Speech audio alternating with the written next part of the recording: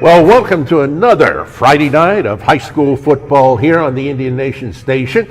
We are here at Alexander Stadium, Perk Field, and this is one we've all been waiting for quite some time.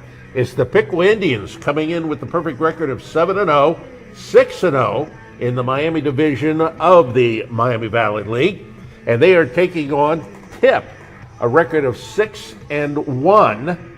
They lost in their opener to Bellbrook to begin this season and then have reeled off 6 straight wins.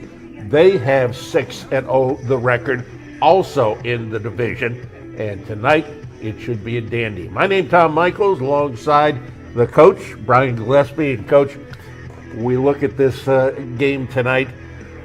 I mentioned, everybody's been waiting for this one. It's been almost too easy for the Piqua Indians so far this year. This one should be a good one. Yeah, you're gonna really tell. You're gonna be able to tell where they're at as a football team tonight because you're facing the top team in the area from Division 3, and they're the top team in Division 2, and there's just 2 heavyweights battling tonight on that field. That's right. And just about 3 years ago, the Tipp Red Devils, they were kind of struggling. But they brought back in a Burbacher once and again, that being Matt, who had been an assistant at one time here at Tipp, played at Tipp, and that was under his dad, Charlie, who was a 26-year head coach at the Tipp Red Devils. Well, he's got this program turned around once again. Last year, they had a 7-2 record. They actually went 2 deep into the playoffs last year before falling in the 3rd game. And so the Tipp Red Devils, they come in here looking pretty doggone good. We'll talk more about them coming up. But the 7-0 Piqua Indians, they come in. Last year was a 7-1 record. Their only loss was in the 2nd round of the tournament. That to Anderson, 29-22. This team led on the ground by Josiah Medley and led in the air by the quarterback Brady Uhl. Yeah, they've had a heck of a season. I mean, when you run up scores like they've the last couple weeks. I mean, first you got the 77-0 victory. Last week you go to Greenville, and people say, well, it might be a little bit closer. Well, it was a little bit closer, but not a whole lot. 49-0 running clock. More of the same last week. This game is going to be a little bit different than that one, I would say. Absolutely. We mentioned Josiah Medley. Right now, he is 3rd in the league with 759 yards on the ground. And the quarterback, Brady Uhl, 761 yards through the air, 46 of 61. This is a guy who can throw long. He does throw long, yet he is throwing at a 75% clip on completions. Yeah, he's been extremely accurate. He's only had 3 interceptions, 10 touchdowns. You know, he always seems to find the right guy. And, you know, they haven't had to throw it a whole lot, but when they have thrown it, it's been easy money for him. One thing we got to talk about with this team is the fact that their defense, over the games that we have seen, 7-0 the record, actually 6 games because of the forfeit with West Carrollton. They've only given up 20 points all season long. Rock solid across the front, you know, the defensive line. You get pressure. You know, you got Lyons under there. You got Anson Cox. You got Landon Hare and Tate Adams in the front 4. That sets the tone every single night. And from there, you have a guy like Sam Schmeezing at linebacker. They're loaded, and they hit you hard, and it's pretty memorable when you get hit by them. You had mentioned this the last time we got together. A year ago, this team was really known, talking about Piqua now, for the sacks from that front line. They had 29 as a team. They did graduate their top sack man in Jarrell Lewis, but Landon Hare was right there. This year, not as much in terms of sacks that we have seen, but certainly overall a very staunch defense. Well, the sheer size of Anson Cox and Caleb Lyons, you just don't see that type of mass. I mean, we're talking about Lyons 6'4", 291. and that's before his meals today. So, I mean, we're talking about he's close to 3 right there. You've got Anson Cox, he's 6'5", 271, and that just makes everything harder for offensive lines because they're just stacking it up in the middle, and they're hard to block. Well, there's the marching band of the Piqua Indians. Let's take a listen as we get ready for the pregame here at Alexander Stadium.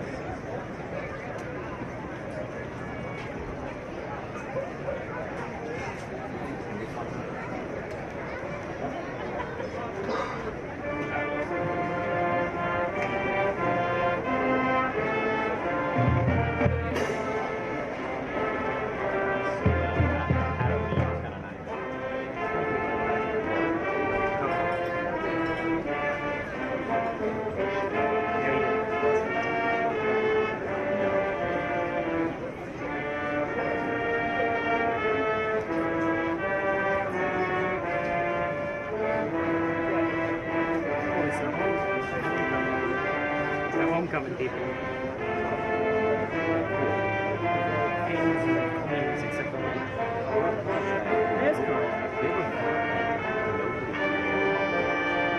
I'm just saying.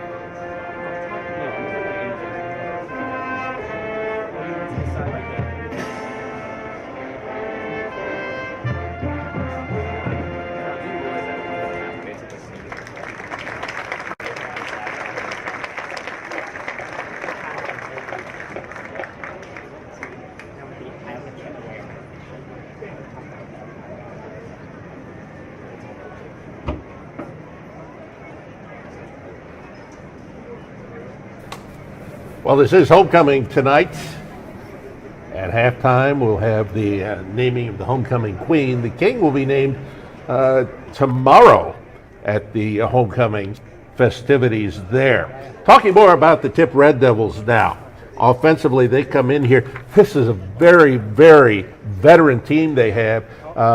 Their quarterback is the only one that I have listed among the skilled players that we are likely to see primarily tonight, who is not a senior, and that is the quarterback, Liam Peronsky.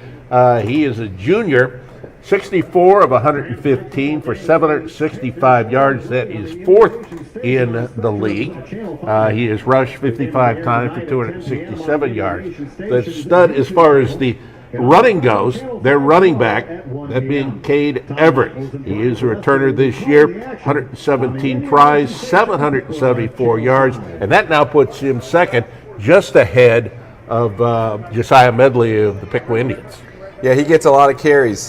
His numbers carry, in the NFL, 6.6 yards per carry would be huge. High school, solid. He gets, he's their overall probably their best football player on that team. He plays linebacker as well. He's gonna hurt you if you give him opportunities to hurt you. But he gets 6.6 yards per carry. He's got 9 touchdowns. He's definitely carries a heavy load for them running the ball. Well, Peronsky is the first year as far as starter at quarterback. He replaced Troy Taylor, who was 71 and 151 last year, and for 748 yards. This is a team which was known for the wing T for a long time. But they've kind of changed things up now under new coach Matt Bergbacher over the last 3 years. Yeah, they're going to be in the shotgun. They're going to have one running back, kind of similar look that you see most teams do now. Sometimes 4 receivers, 3 to one side, and 1 to the left, two and two as well. But they definitely try to spread you out. They do a short passing game, catch and run scenario. They don't throw big chunk plays very often, where they do go up the sideline once in a while, but not a ton. They're more of a quick passing game, letting their guy catch and make a play in that one-on-one scenario. So here in the Miami division, Piqua and Tipp tied at 6-0. A couple of teams at 3-3, Butler and Troy, and then Greenville at 2-4. Butler and Troy, well, Butler, that's the team that the Indians are going to play next week, and that'll once again be a home game that we will have here on the Indian Nation station. And here come the Indians onto the field as we are getting close on this one. The Indians in that dark blue with the white and the red trim. Meanwhile, white for the Tipp Red Devils. Burn the devil, baby. Let's go.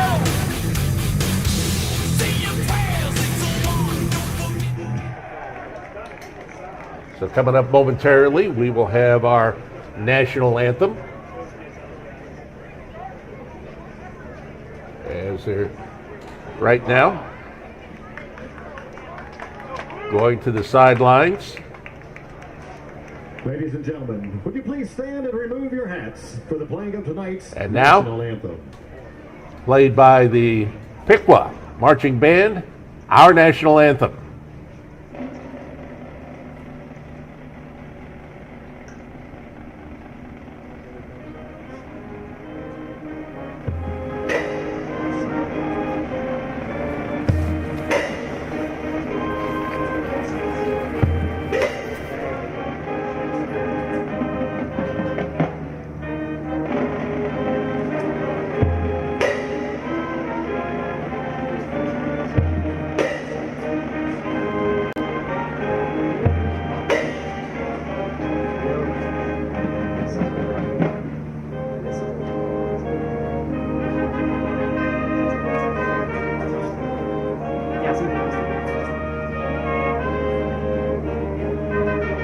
Yeah, some people do. Yes.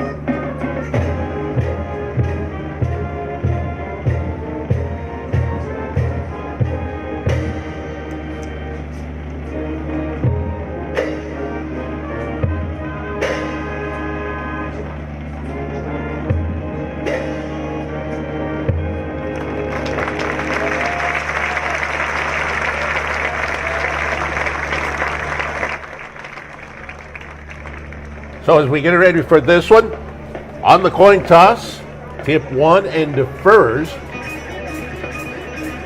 Our officials tonight, the referee, Dave Campbell, linesman, Christopher Estes, line judge, Jamie Harding, the umpire, Tim Hunsaker, and the back judge, Bill Sisto. Saturday, October 23rd.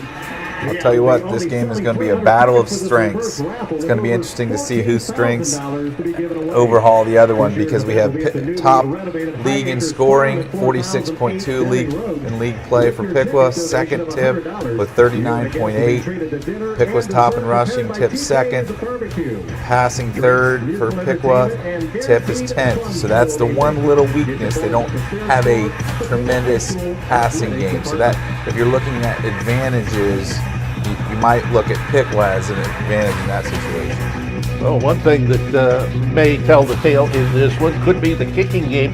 Both of these teams have very stealthy kicking games. Jackson Cleather, a junior, is the kicker for Tipp, and Jackson Trombley, who is the kicker for the Piqua Indians. And it's going to be Cleather who is going to be kicking off here to begin this game. He'll be going right to left. If you look at it here at Alexander Stadium, Perk Field. Happy to have you along on the Indian Nation station. And we are underway. One thing Ball is picked up and brought back here with that ball for the Indians. You've got Deshaun Roberts with it, and he's going to put the Indians in good field position to start things off here. That was a heck of a return. That's a great way to get you started, starting with the ball at your own 40. Can't beat that. So it'll be 1st and 10 Indians. The ball at their own 40-yard line.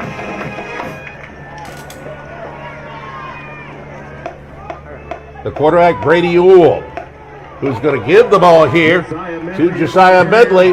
Medley got the first down and much more. He's on his way.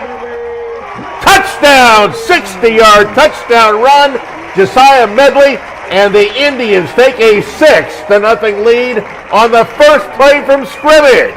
Shot out of a cannon right there. Oh my goodness. You can't let that man get outside. Oh, that could be a deflator right here for the Red Devils early on. Extra point coming up here by one Jackson Trombley. He is 39 of 41 on extra points this year, and those 2 extra points that are listed as missed, that was not him sending it wide left, right, or anything like that. It was a situation. Bad snap, perhaps. Yep. I think that was a bad snap and handle on those plays. But man, Tipp must be like, what in the world just happened? The holder, Brady Ewell.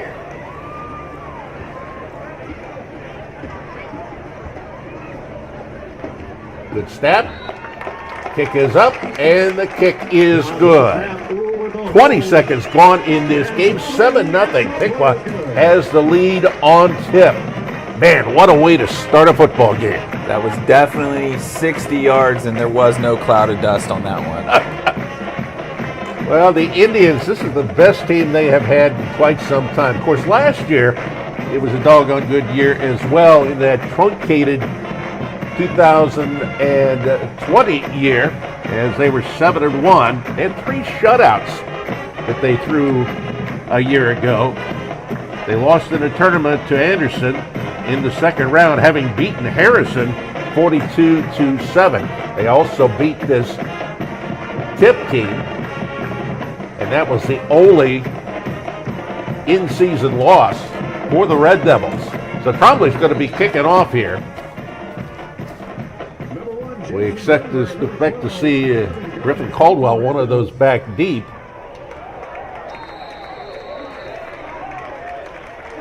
So it's a touchback here for the Indians, and that's going to bring it out to the 20-yard line. 7-0. The Indians with the lead here. The quarterback is Liam Peronsky, the junior, 5'11", 178-pounder, first-year starter. Passing 64 of 115 for 765 yards. He has thrown 11 TDs, 4 interceptions, a quarterback rating of 136.1. Keep an eye on number 3. They typically run the ball where 3 is. They're H-back / tight end. There he goes, off tight end. Out of the gun. Number 2, Kate Everhart, your ball carrier. Flag on the play. If you key on number 3, you'll know exactly where they're going with the ball on about 90% of their opportunities. Kate Everett, the ball carrier there. Second down. First down, He ran last year. This year he is there 117 for 774 yards. Lines up back there with Peronsky. 2 wide left, 2 wide rights. Peronsky again with the give here. Everett. Everhart. It's going to be shoved back. It'll be interesting to see what Tipp does coming off that quick touchdown. Are they going to get impatient and try to push the tempo and try to push it up? They're more comfortable with a shorter passing game and making plays. Got the first yard by about a yard. And then coming through here, Gavin Garlitz. They went to the short side of the field. Sometimes I'm not sure why people like to do that, because you don't give your receiver a lot of place to run with it. And he definitely didn't have any space there. Yet they're working from that left hash mark. This time, back lines up on the right side, rolling right. Peronsky looks over on that right side. It is complete. Indians are able to drag the receiver down, and that is Zach Butera, 5'10", 159-pound wide receiver. He's a senior. Came in with 20 catches for 269 yards. Quickly now on third down. And there's first down yardage by the back, Cade Everett. Everhart, First down, Red Devils. 9 TDs this year. You'll find tackling for Piqua defense is extremely important tonight. They need to be able to get those one-on-ones on the outside and tackle those receivers on the first opportunity. Again to Everhart, and he is taken down quickly there by Caleb Lyons. Defensive tackle, senior, 6'4", 291 pounds. You might want to block that man. Yep, that's his 12th tackle of the year. That'll bring up second down and about 13. He's going to be the key to Piqua's success tonight on defense. If he can get through there, he's going to make it very difficult on Tipp. Man in motion to the right side, looking this side now. Ball is complete to Garlitz. Garlitz moves it up to about the 48-yard line. Tackle made by number 1, Tanner Kemp, but not before They got a relatively long third down here. This is big for for Piqua to get off the field. They got to make that tackle on those short passes. Third down and 6. Kopic in motion.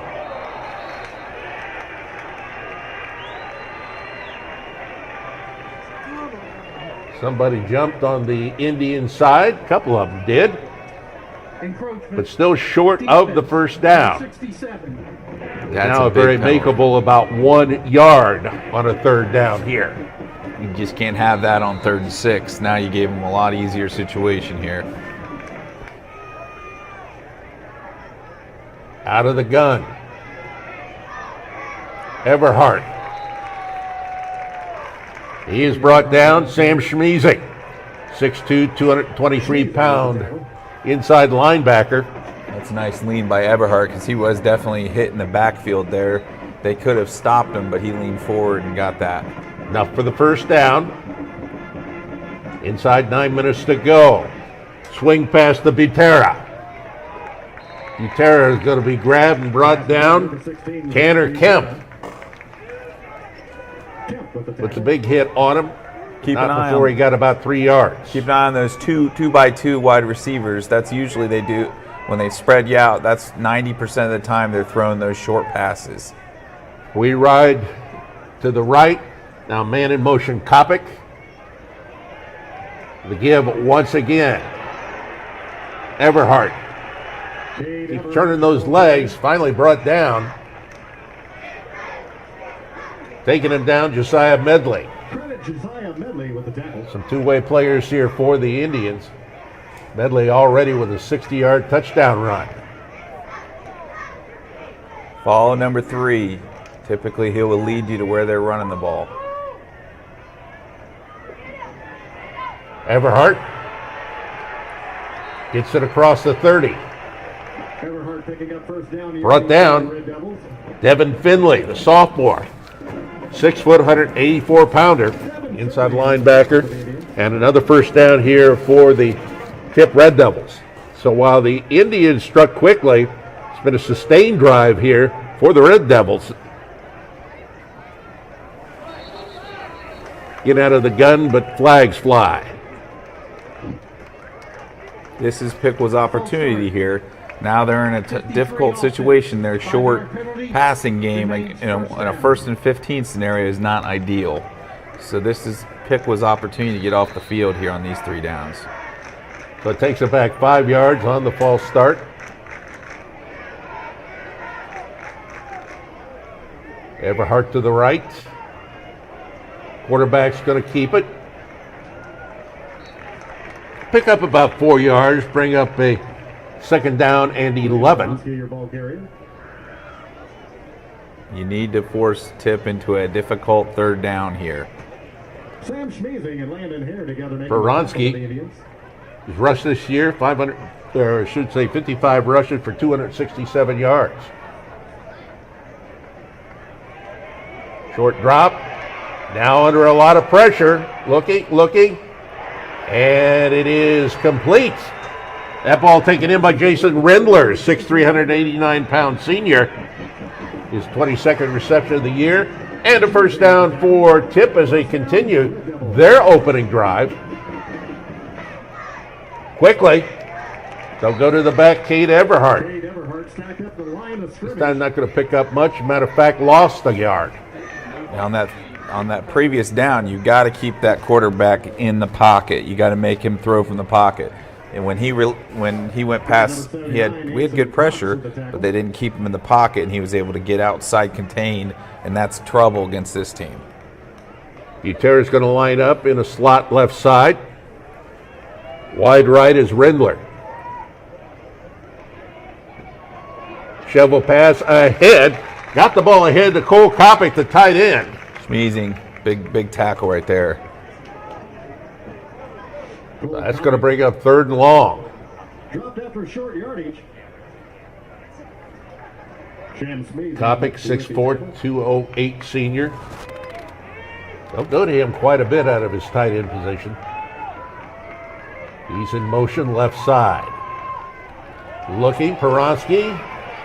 And that ball is not caught. It was in the hands of Jason Rendler, but he was unable to hold that one in there. You'll probably see them go there a little bit more because there's quite a bit of size difference out there on the edge. I think they're going to try to throw that up to him a few times tonight. Jackson Cleather comes on to attempt the field goal. And so this is going to be a 35-yard attempt. He is 2 of 4 on field goals. This one is going to make it on through. So on a 35-yard field goal by Jackson Cleather, the Tipp Red Devils cut the lead to 4, 7-3. Piqua Indians with the lead here with 5:25 left to go. I'll tell you what, Tipp had a couple years ago, they had a kicker. It might even been, I don't know if he was a senior last year, it might have been 2 years ago. He now plays at Pittsburgh. And I think he kicked like a 50-yard field goal. I believe it was last year, actually. And that was the only points they had in that game last year. A heck of a kicker they had. Well, we'd like to thank the folks who make it possible for us to bring you these games here on the Indian Nation Station. Kathy Henney, Elite ETC, Dick Lumpkins, Morris Comfort Systems, Harmony Systems, Little Caesars, Edison State, Deploy Bridge, Dr. Littlejohn, and Crayex Corporation. So Jackson Cleather to kick it off. He's brought his team back within 4, 7-3. He does not kick nearly as long as Jackson Trombley for the Indians. There it is, once again, Deshaun Roberts bringing it back. Roberts up across the 30 before he is brought to the turf. Coming through there on that stop, that was Isaiah Ayers. So the Indians take over. It is going to be very, very difficult for them to get much quicker than they did on their last touchdown. Yeah, I mean, that was amazing run by Josiah right out of the gate. Let's see if they can sustain that kind of success. Now, that's not every play, but again, they're going to give the ball to the back, and that back being Tanner Kemp. Tanner Kemp, senior, 6'1", 184-pounder, has rushed 22 times for 213 yards. You got 7 in the box, so you know they're stacking them pretty deep here. They'll be able to throw it a little bit tonight. Poole comes near his side, complete to Colton Booker. Pass is complete to number 9, Colton Booker. For Booker, that is his 9th reception this year. And on the coverage for the Red Devils. And it'll bring up a 3rd and 6. Inside 5 minutes to go here in the first quarter. Indians lead at 7-3. First play from scrimmage in this ball game. Messiah Medley took it all the way in. 60 yards out. Looking over, there's an interception. Grayson Rings stepping in with that one.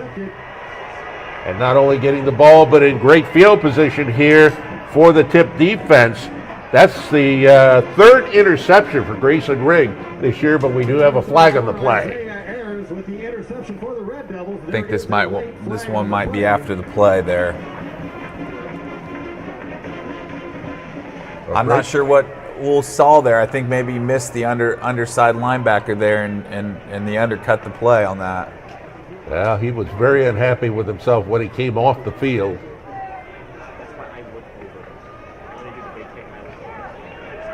Horse-collar tackle. Pick with him up. 15-yard. So a horse-collar tackle against Piqua is going to put the Red Devils in real good field position here. They had the ball at the Piqua 20-yard line. Well, that certainly has changed the game quick. Oh. This is going to be where Piqua separates itself. How will they handle a little adversity? There hasn't been a lot of adversity this year. Where will we go from here? Piqua coming into this game second in the region 8 in Division 2. Having to beat the play clock here.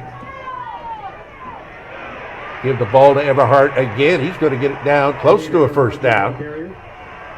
He is taken to the turf by Braden Strayer, the quarterback. And they're going to work quickly this time.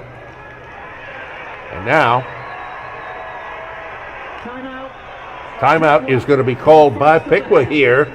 3:57 to go in the first. 7-3 Piqua over Tipp here on the Indian Nation Station. If you want great results and great service, call the Kathy Haney team. I highly recommend them for anything in the future. We know we'll be coming back to. Kathy done a really good job for us. She was there when we needed her, and she came when we asked her to come. I would recommend Kathy for anybody. We would recommend Kathy Haney to anyone who's fine. We would recommend Kathy Haney and her team to anyone. Her team does exactly what she says it will do, and they do it really well. Highly recommend her. We're very pleased. She took care of everything for us and made it effortless. Kathy helped us get our dream home, and we're very happy with it. All in all, we are very satisfied. Thank you very much.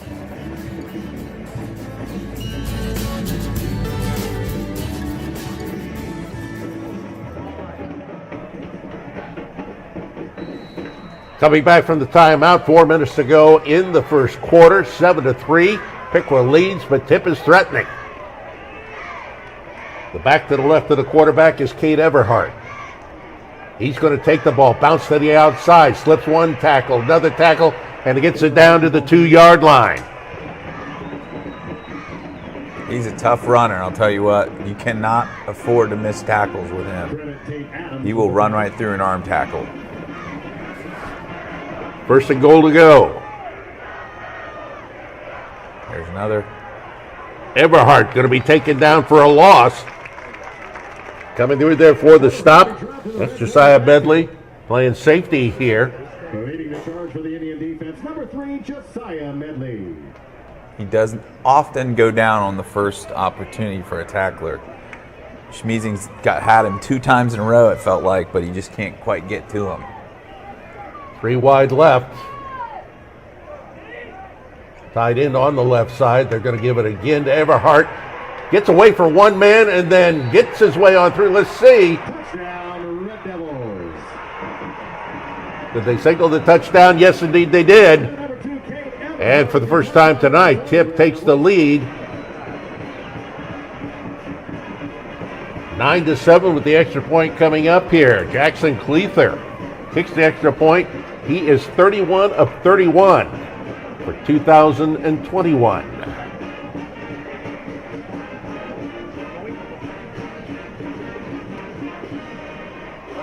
Bad snap. Cleather going to fall on the ball. And in a game like this, that could be a very important 1-point miss.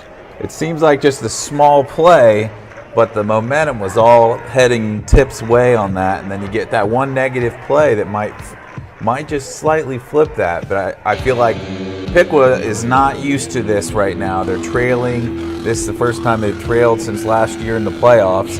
So it's one of those, whoa, what is this feeling I'm feeling right now? And that, you know, they've got to shake that off, and they got to flip the momentum back to Indian side. So Gleath are going to be kicking off. Rashawn Roberts, one of those back deep here for the Indians. He brought the last one back, put him in pretty good field position, then an interception. Gave the ball over then to Tipp. Then took it in for the touchdown, but the problem with the snap. At the 1. Rashawn Roberts on the return. gets it across the 25 to about the 27-yard line before being finally brought down. Trent Trace, one of those who was in there to stop him. Indians playing from behind here at 9-7, getting late in the first quarter. It's going to be interesting to see what they do, because they are sort of stacking the box, but they can't go to, you know, I don't think Troy would ever do this, but they can't get away from that run just because they have extra men in the box. They got to figure out a way to get through those holes. Split wide right, Ryan Brown. 2 wide left. Medley back into the game. Finds a hole! He's gone. There he goes! He's gone. You're not catching him there. All the way in for the touchdown! Woo, doggy! When you stack 7 that close to the line, if you give up a hole, that, especially with a guy like Medley, it's curtains. And this is the thing, the Indians right now showing the propensity for the big play as they take out to a 13-9 lead with Tremblay's kick coming up.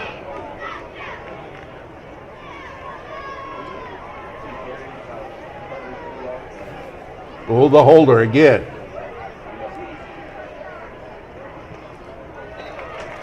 Pops that one up and through. 2:51 to go in the first quarter. And it's 14-9. Piqua leading Tipp. Right now, it is the offenses that have been on display.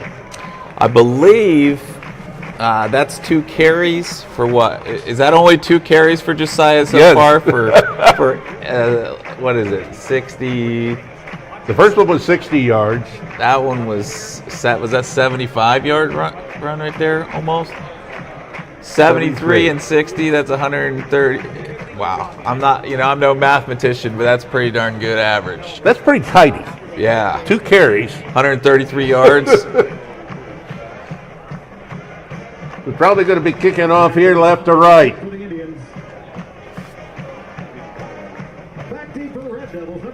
Well, they're not going to throw a shutout this week, as they have 3 over the course of this 2021 season.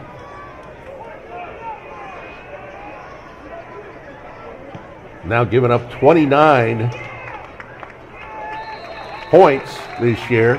And this is one thing. Tremblay is more than likely the one who's going to send it on through the end zone. He is about 90% of the time this year, he has actually put it back in there for a touchback.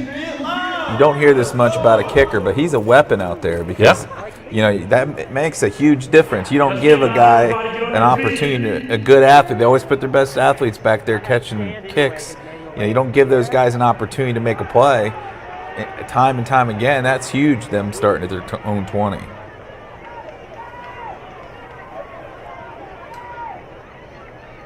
Man in motion, left to right.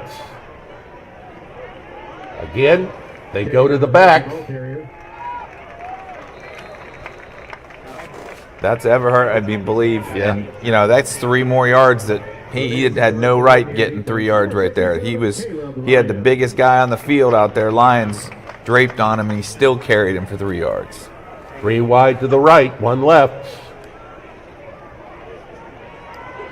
Rolling right, quarterback looks out on the right side. It is complete. That's I'll complete the Jason Rindler once again. That's a little too much space Piqua gave him there. I don't know that they have to respect that deep pass quite as much right there. From the right hash mark. Again, Everhart. Brought to the turf, Sam Schmeezing. Was there to wrap him up. Pick up of a couple. Brings up a 2nd and 8. This is a big. These second downs are big because they want to put them in long situations for 3rd down. Out of the gun. Swing pass out on the right side. And going to be close to a 1st down. That's Cole Kopic, the tight end again. 6'4", 208. They're about, it looks like 3rd and 1 here. Yep. That'll bring up 3rd down and 1 for the Red Devils. So they continue to chip at it, and there it's going to be. 5-yard penalty is going to take it down. That's Anson Cox, and he was unhappy with himself. Well, when you're 2 feet from the football, you're that close, there's really no reason why you should ever jump off sides. So that's going to be a 1st down with the ball now. Nose touching the 45-yard line. 1 to the right, 2 split left. Again, Everhart. We might get a hold here. Everhart, I tell you what, he can slip those tackles. I've been very impressed with the games I've seen this year with the Indians, with their tackling. But here they have allowed a number of times already early in this ball game to slip on by. So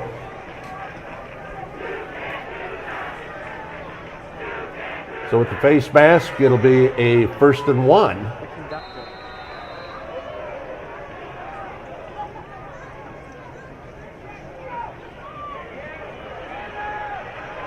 Working around left side. Ball carrier is Zach Butera.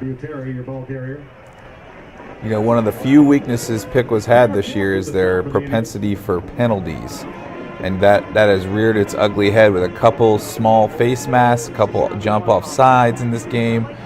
They can't afford in a big game like this to go back and have these penalty issues. Again, Everhart. Everhart's going to pick up some yardage there. Looks like he picked up maybe 4 yards. It'll be a 2nd and 6.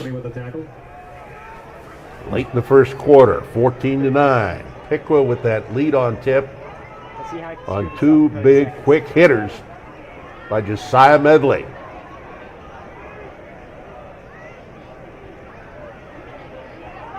Quarterback's going to keep it. Peronsky over the left side. Landon Hare with a great play right there to stay at home. Landon Hare with the tackle for the Indians. He just sat down there in the hole and did not give Peronsky space. He didn't follow the action. It's eye discipline is key right there. They set a man in motion, right to left, and they're going to let the time expire here in the 1st quarter. We played our first 12 minutes here at Alexander Stadium, Perk Field. And it's been a good one early on, 14-9. Piqua leading Tipp here on the Indian Nation Station. Ladies and gentlemen, please direct your attention to the 30-yard line. Piqua City Schools has had many great ambassadors for the district through the many years of existence. There has been no greater ambassador than Dwayne Bachman. Dwayne was the 7th superintendent in the history of the district, but has affectionately been known by many as the voice of the Piqua Indians. For over 20 years, he has broadcasted on radio and television for Piqua football. His most famous broadcast partner was Bob Luby, as they broadcasted over 15 years of some of the most memorable moments in the history of Piqua football, including the 2006 state championship. Tonight, we thank Dwayne for all he has given to Piqua City Schools, Piqua Athletics, and our Piqua community. His contributions will make an impact for generations to come. Ladies and gentlemen, the Superintendent of Piqua City Schools, Dwayne Bachman, with Dwayne Thompson and Dwayne Bachman.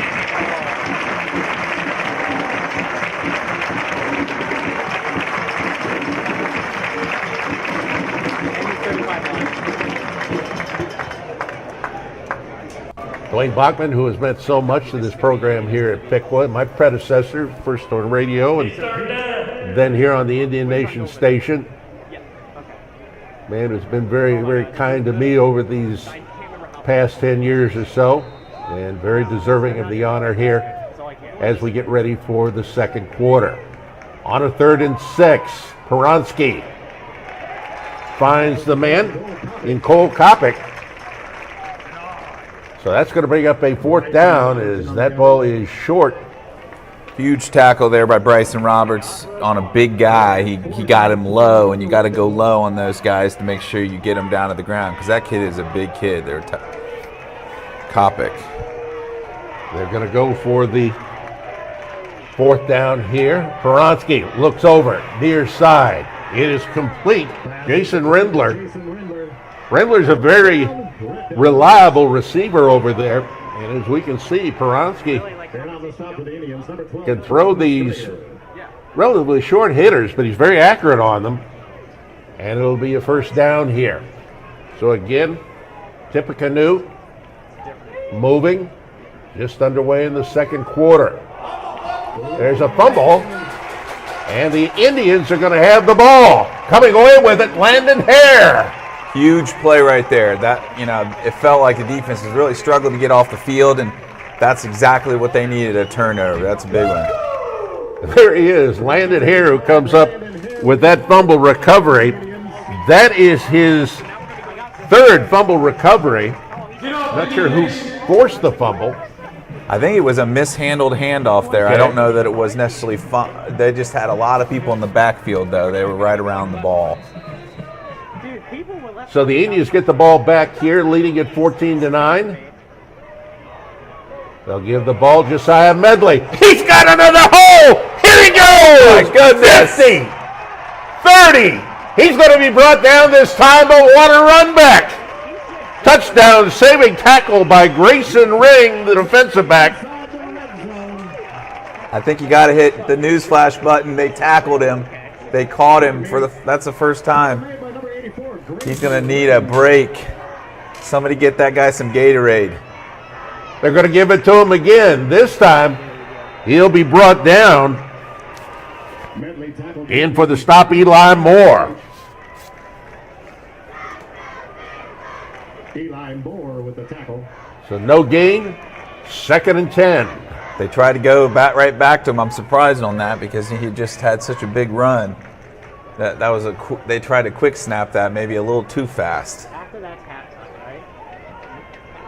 So now Tanner Kemp is in there as the running back off to the right hip.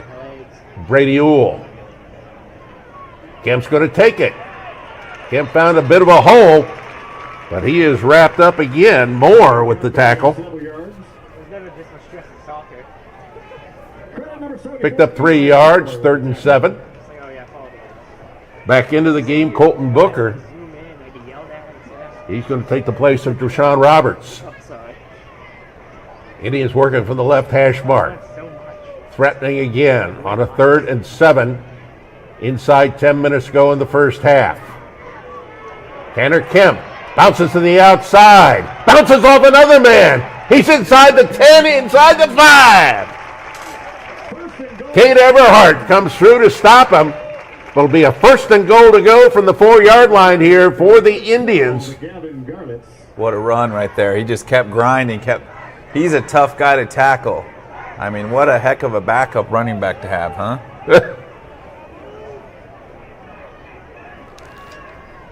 Again, Kemp. He's going to find more running room. And he'll pick up a couple of yards to bring up a 2nd and goal to go from the 2. Leading the charge for the Red Devil defense, number 57, Ethan Biggs. Keeping Kemp out there. It looks like he's messed with his left ankle a little bit, so he's a little bit nicked. This time he'll start off the left hip of the quarterback. Again, he takes it straight up ahead. He's going to be just barely short on that one. I thought he was in on that one. We didn't have a great angle at it, but it looked like he was about, maybe just his knee hit down there just before the ball got across. That'll bring up a 3rd down.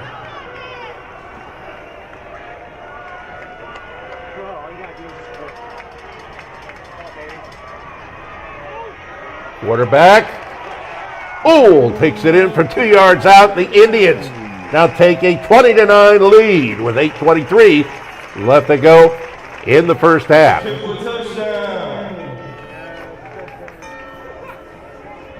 There haven't been a whole lot of defenses stopping this Piqua offense this year, I'll tell you that. And even though it was not Josiah Medley, I was that last game, trust me. That was so boring. Yeah, it was we have seen him with the run back to start that whole thing off. Tremblay's kick, and it's 21-9, 8:23 left to go here in the half on the Indian Nation station. I tell you what, it must be a lot of pressure on the opposite sidelines because they put so much heat on you to not make any mistakes. Because like there, Tipp makes a mistake. They had a nice drive going. They fumble it. And next thing you know, Josiah Medley puts them in the great territory, and it's 6 more points for the Indians. You feel like you almost have to play perfect football. Well, the volleyball team defeated Stebbins on Tuesday night in 4 sets. Volleyball team has won 4 of its last 6. They'll be traveling to Tecumseh on Monday for a 6:30 matchup. So the Indians get ready to kick it off here. Tremblay moving right to left.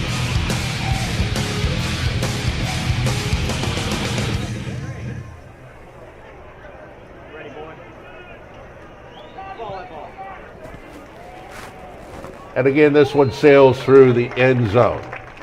We had a pretty good rain here in Piqua about 5 o'clock this afternoon. It rained hard, and there was lightning to go along with it. But the weather folks pretty much promised us that it would be out of here by game time. It has been, and it's been a wild one so far, 21-9. Indians with the lead. It'll be interesting to see how this Piqua defense kind of steadies the ship. They've kind of been giving up yardage here. They got to tackle.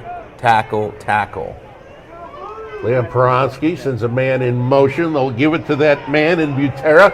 Butera is able to turn the corner, pick up about 5 yards, bring up a 2nd and 5. See, we got a flag on the play. So it's a holding call here against the Red Devils. Those plays are tricky when you got that guy coming on those speed handoffs because a lot of times you get that left tackle will kind of hold on too long on that edge to try to keep that guy hemmed in, and they don't let go in time. Like 2 of those broken ones. That's one what's like meant to be. We're all back to the 10-yard line.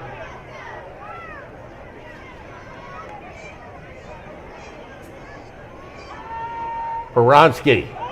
Oh, almost intercepted. Caleb Lyons had the mitts on it, but couldn't bring it down. That might have been a big boy touchdown right there if he got that one. But you know what? That's pretty close to make that catch, even with a guy with Lions' hands. Oh, absolutely.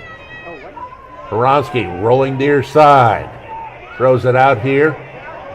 Ball is complete to Jason Rindler. Rindler is brought down. Devin Finley. This kid's a sophomore, and we say his name an awful lot on the tackle. Yeah, he's done a great job filling in for Mason Osborne, who got hurt in a senior who got hurt in the first game of the season.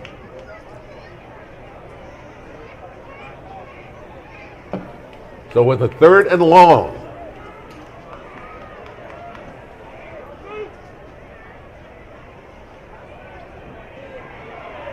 Quarterback looking, and I think he'd been out of bounds anyway, but it was off the hands of Jason Rindler. And that's going to bring up a 4th down. Punting unit comes on here. Jackson Cleather also does the punting for this team. Over a 35-yard average on his punts, along a 48. And he is all the way back there at his own 1-yard line. If you're Tipp's defense, the last thing you wanted to see is a 3-and-out for your offense. This one is not going to be all that long. And it is brought down at about, well, that's a pretty good one out there to about the 42-yard line. He kicked it from the 1-yard line. But it's going to be terrific field position here for the Indians with 7:06 to go in the first half. Piqua leading it 21-9. So far,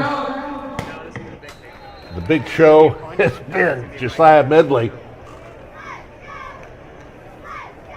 You take a look at all the yards that he has rung up so far, plus 2 touchdowns, which means he's got 18 touchdowns on the season. Here's Uhl. That one batted down. Getting a hand on it was Jacob Kramer, the defensive end. Brings up a 2nd and 10. They've got a tall team. I've noticed Tipp has a lot of length to their team, and that for Uhl, who's not the tallest of quarterbacks, he's going to have to get that ball there, and it's going to have to fit it into some windows he's not used to fitting it into tonight.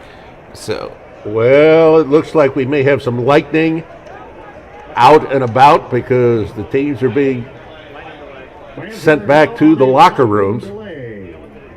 I need to keep my mouth shut when I start talking about weather because inevitably you wind up with a situation like this. So we've got the situation here with 7:03 to go in the first half, 21-9, Piqua leading Tipp. So we're going to have this delay coming up here. And so we'll have to wait and see when we're going to come back to action here. Again, it'll be a 2nd and 10. The Indians with the ball in good field position. And we'll take a break until we are able to come back and bring you more of this game coming up. Don't think it'll take too long, but we do have a break here. Indians lead 21-9 on Tipp here on the Indian Nation Station.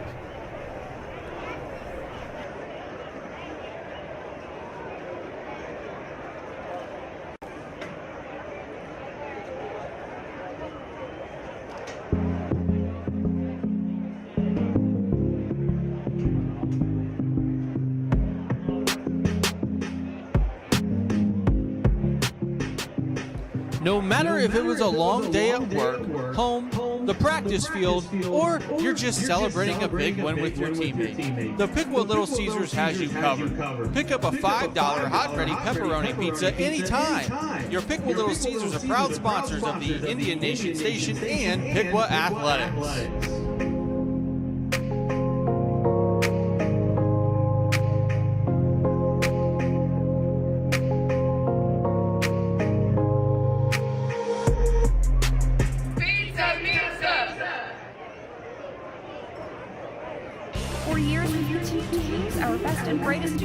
Other universities. They're going off to major in fields like business, education, nursing, and engineering, even taking classes online. And they couldn't be happier. We couldn't be happier either. After all, that's how we planned it. With Edison State's Bridge to Bachelor's degree program, you can get your 2-year degree and more classes at Edison State and then easily transfer to a state school. Save thousands of dollars and get the same great education with Edison State.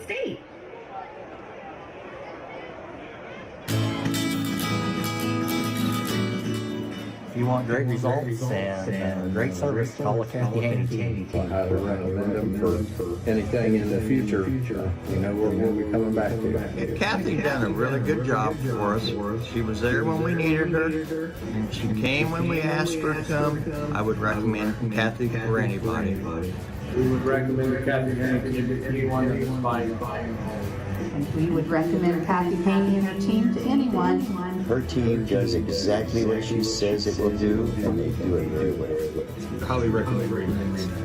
We're very pleased. She took care of everything for us and made it effortless. Kathy Haney helped us get our dream home, and we're very happy with it. All in all, we are very satisfied. Thank her very much.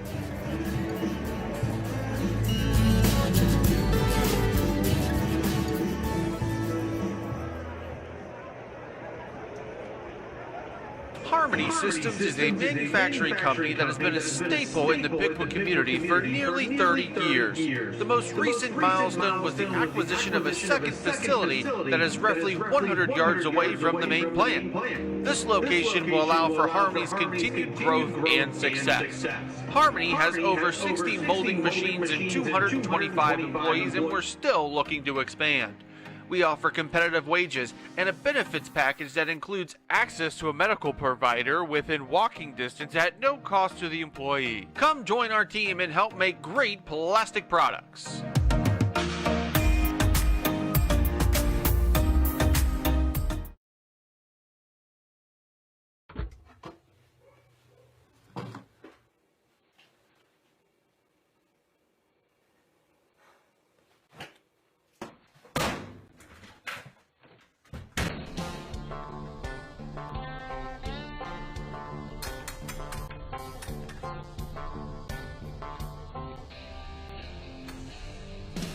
Got a bump?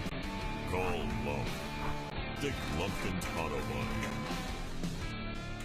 Hi, I'm Doug Morris. Hi, and I'm Linda Morris. Welcome to Morris Comfort Systems. We custom fabricate all of our ductwork so your system works at tip-top shape. That's important to you because it makes your furnace and air conditioner run more efficiently. It makes your bills go down, and we all like efficiency, and we all like economy. All of our techs are NATE certified. We do train them. They go through 10 to 12 hours every year of updated training and certification. When you call Morris, you can expect a friendly face, a cheerful person to schedule your appointment, and we do schedule our appointments to your convenience. Morris is located at 401 South College Street in Piqua, and you can call 1-800-350-5662 or 1-937-773-5662, or see us on the web at morriscomfortsystems.com. Crayx Corporation was founded in 1972 by Cliff Alexander, and we are a custom-blown film manufacturer.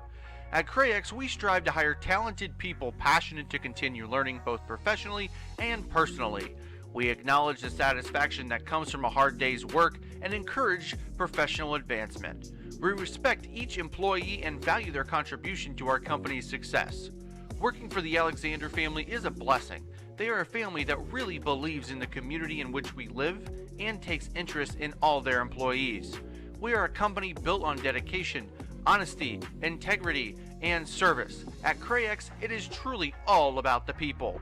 Come join our team of dedicated workers committed to excellence in quality, service, manufacturing efficiency, and most importantly, customer satisfaction.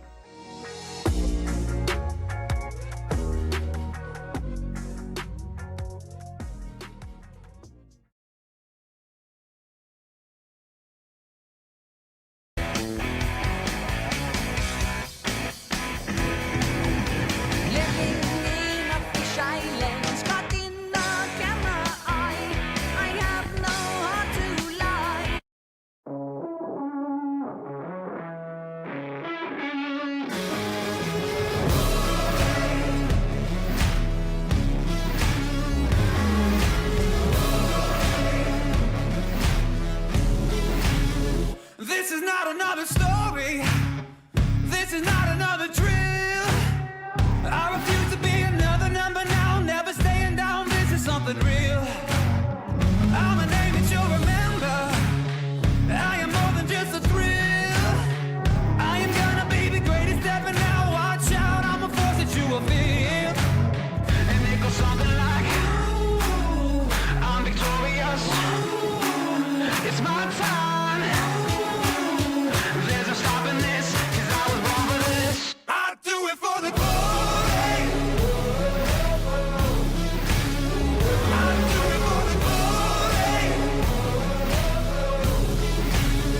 I'll be more than just a fable.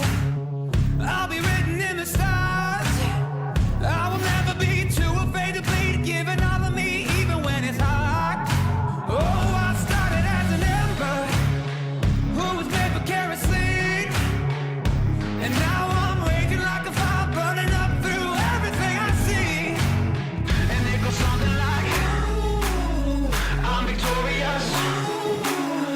my time. There's no stopping this, 'cause I was born for this. I do it for the glory. I do it for the glory. I do it for the glory. I do it for the glory.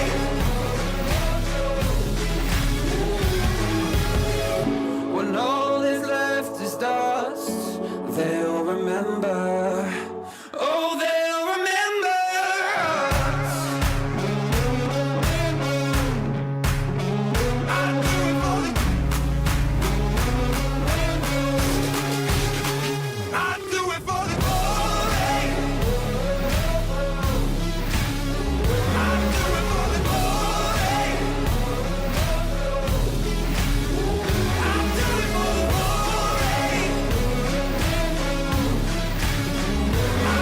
for the glory.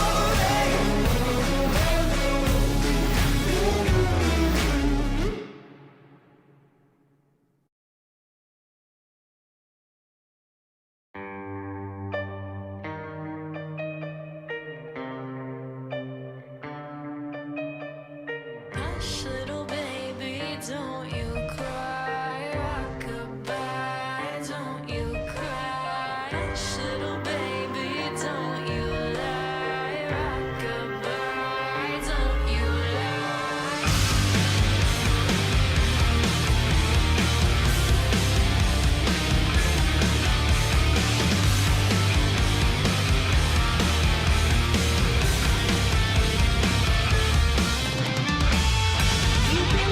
You've been waiting just for someone who's a little too patient. Let you treat them like they're nothing else.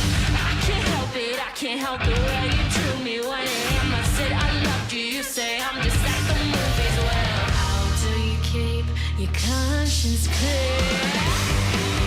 You break it up, got me on the wire. You fake it up, baby, are you tired? Lie to me till you're safe again, till I'm dizzy, drowsy, caving in. You break it, you fake it up, baby, are you tired?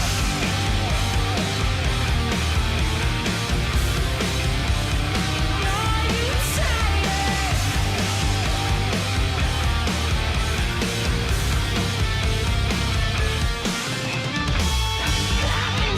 I've been trying my best to justify your actions. I get so upset, but it's been brewing, it's been stirring inside. But since you spit in my face, guess I'll let it see the light. Well, how do you keep your conscience clear? You break it up, got me on the wire. You fake it up, baby, are you tired? Lie to me till you're safe again, till I'm dizzy, drowsy, caving in. You break it, you fake it up, baby, are you tired?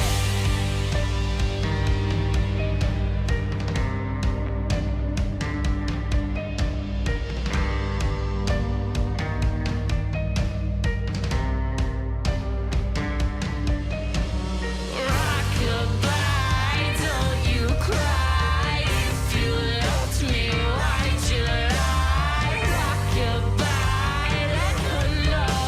Don't fall asleep. These trials make us who we are.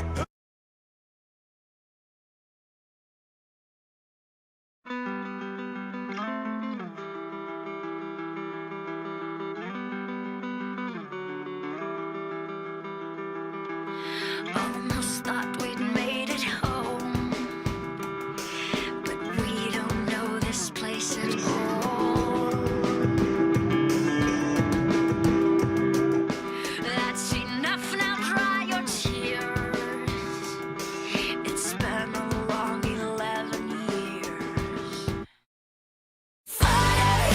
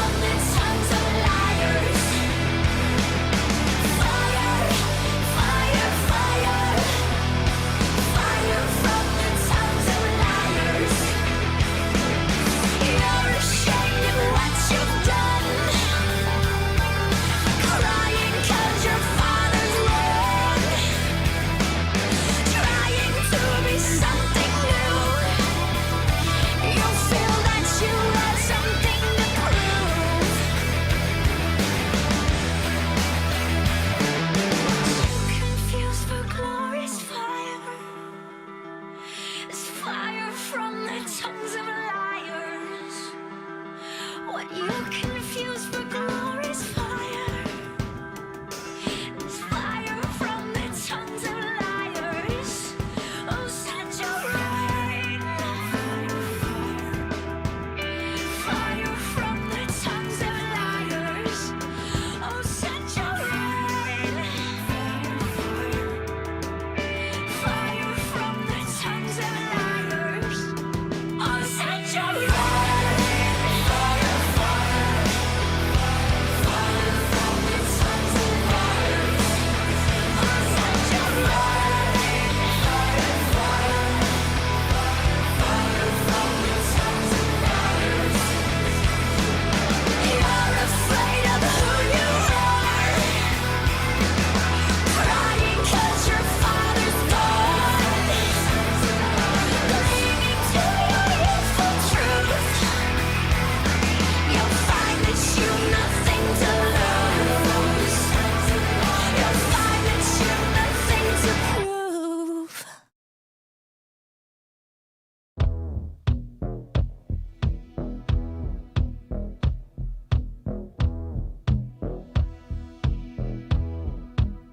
Standing in the rain with his head hung low, couldn't get a ticket.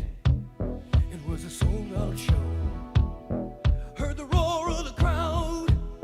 He could picture the scene. Put his ear to the wall, and like a distant scream, he heard one guitar. Just blew him away. Saw stars in his eyes. And the very next day, bought a beat-up six-string in a second-hand store. Didn't know how to play it, but he knew for sure that one guitar felt good in his hands. Didn't take long to understand.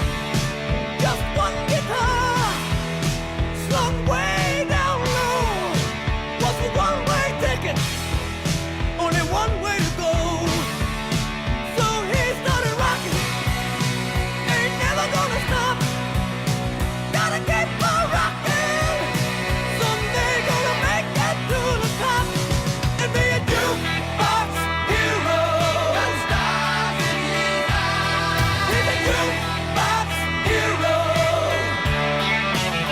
He took one guitar. Jukebox hero. Stars in his eyes. Jukebox hero. He'll come alive tonight.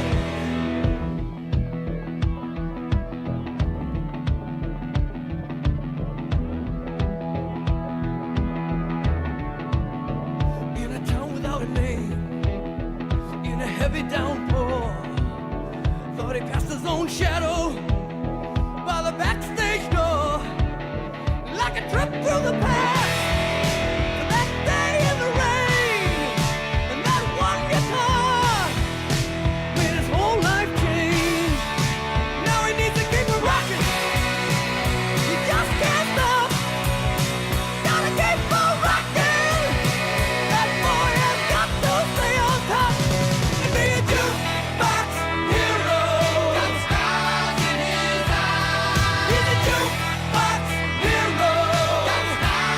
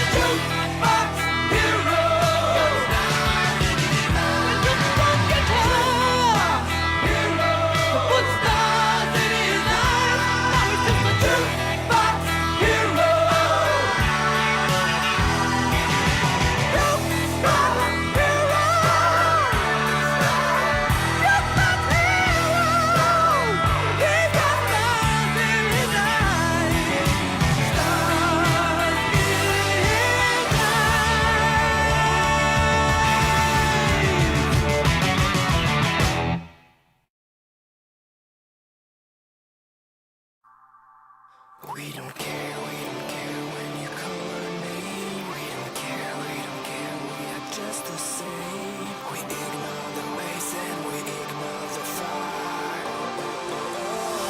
We need a miracle.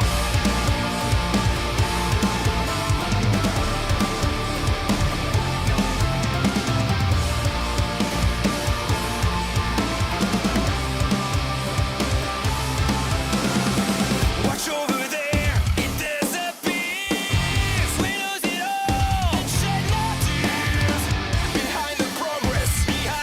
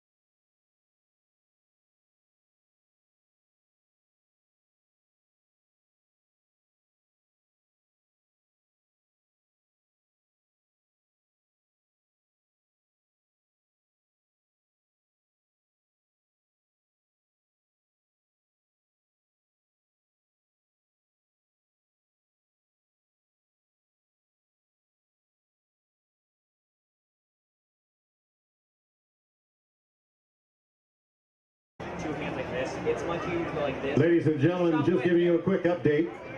The teams will be taking the field in 5 minutes, and then we're going to have a 3-minute warm-up, and then it's back to the game. You can't do it fast enough. It's like...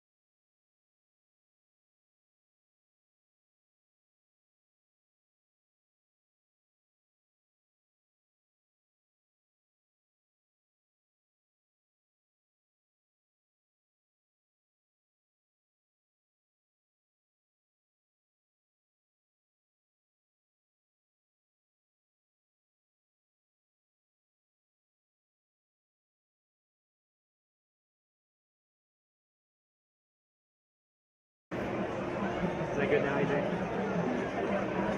Unfortunately, ladies and gentlemen, we've had another lightning strike relatively close. We are on another 30-minute delay.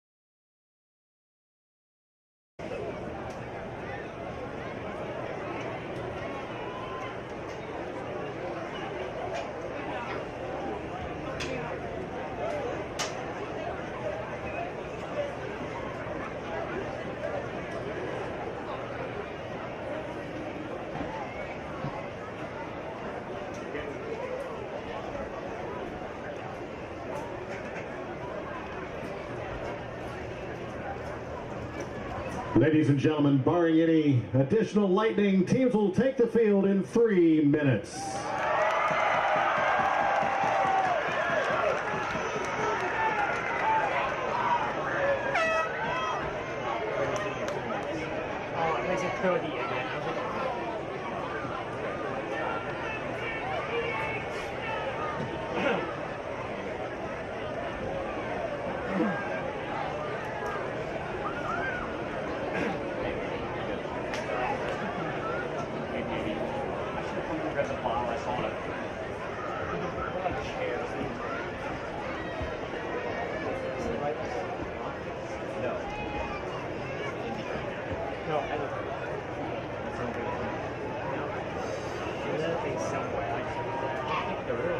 You'll be fine unless he says otherwise.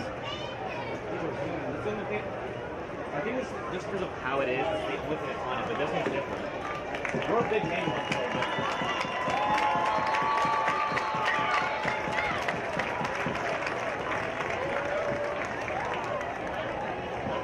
Come on, Cam.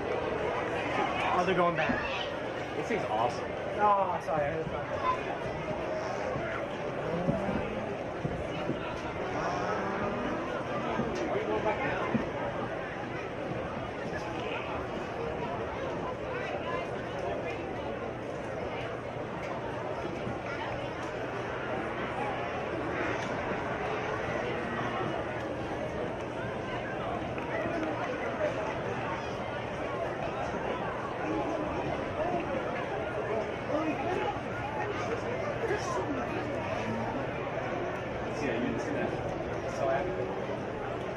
This is a tribute to Jacob.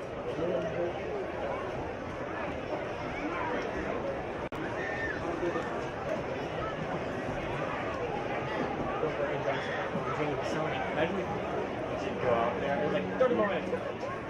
Line strikes in the middle of the field. It seems there is a lightning barrier around the football field. We cannot leave. I don't know what kind of lightning shit this is. One of my lightning kids.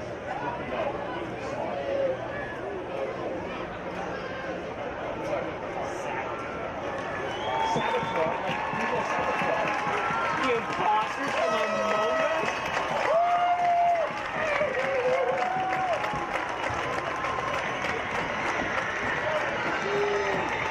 Yeah, did you hear that? Well, welcome back. Unfortunately, we've had a bit of a delay here because of lightning. Not necessarily right here in the area, but erring on the side of caution, making sure that if there's any lightning that can be seen within the confines of the stadium, that you have to wait a half hour from the last lightning strike until you can come back out. Now the players are back out here on the field, and they're getting ready for their warm-ups. The situation: Piqua got off to a very quick start. First play from scrimmage, 60 yards that Josiah Medley ran for a touchdown. And so that gave them the lead. But immediately you had Tipp come back with a field goal, and then they followed that up with a touchdown to take a 9-7 lead. The extra point, though, was no good because of a bad snap. And now the Indians, with another long Josiah Medley touchdown, plus another touchdown, puts us at 21-9. Tom Michaels here, the coach, Brian Gillespie alongside, and I'll tell you what, this has been a wild game so far. We definitely want to get this thing in. I'll tell you what, the crowds were both hyped up. It was a good game going on, and then you get that lightning. It's going to be interesting to see which team handles that delay the best, because that momentum that Piqua had, which they still have the ball on at about the 40-yard line or so there, heading down. If they can keep their momentum and go in and get 28 on the board, that's going to make this game a really difficult situation for Tipp. However, if Tipp can come back and make a big play and get a stop, now they get back on the board and make it 21-16 along those lines, then you have a whole nother game that way. It's going to be interesting to see the mentality, how they handled that break, because that can feel, those 30 minutes and 45 or whatever minutes it turns out to be can feel like 8 hours. Well, after that first, on the first play from scrimmage, we saw Josiah Medley with the 60-yard run. They went with Tanner Kemp with the series, and I think they're trying not to overdo it here with Josiah Medley, because no doubt about it, he's getting quite a bit of runs per carry, yards per carry. I think he's at about 5 carries for a little over 100, or around 160 yards. So, I mean, that's an incredible number for against a good team like Tipp to give up right there. So it's going to be a 2nd and 10 coming up here for the Indians, and they lead it 21-9. Now, when we get to the second half, it'll be Tipp with the ball to begin things here. But things certainly worked out for the Indians, despite the fact that they lost the coin toss after the deferral by Tipp, and then being able to score that quickly. And then I think it was a 73-yarder was the second one by Josiah Medley. So just that quick on that. The one negative, perhaps, the interception by Brady Ewell. He was mad at himself for throwing that one. That's only the 4th one that he has thrown this year. And he may have been just a little bit gun-shy after that one, but I don't think that's going to last too long. Well, it'll be interesting to see if they make any adjustments on Tipp's side defensively, because they've been struggling on that, on the runs. So we're ready to go here. Brady Ewell going to give the ball. This time it goes to Bryson Roberts. Flag on the play. Roberts over there on that right side, but we have a flag on the play. Looks like a hold coming up here. Not the way the Indians wanted to start this restart of the game. We're about midway through this second quarter of play. This is homecoming here tonight, Alexander Stadium. So scheduled all of the pageantry of the homecoming here. We'll have that for you coming up at halftime. So that'll make it a 2nd down and 19. Bull going to carry it himself and not going to get much out of it.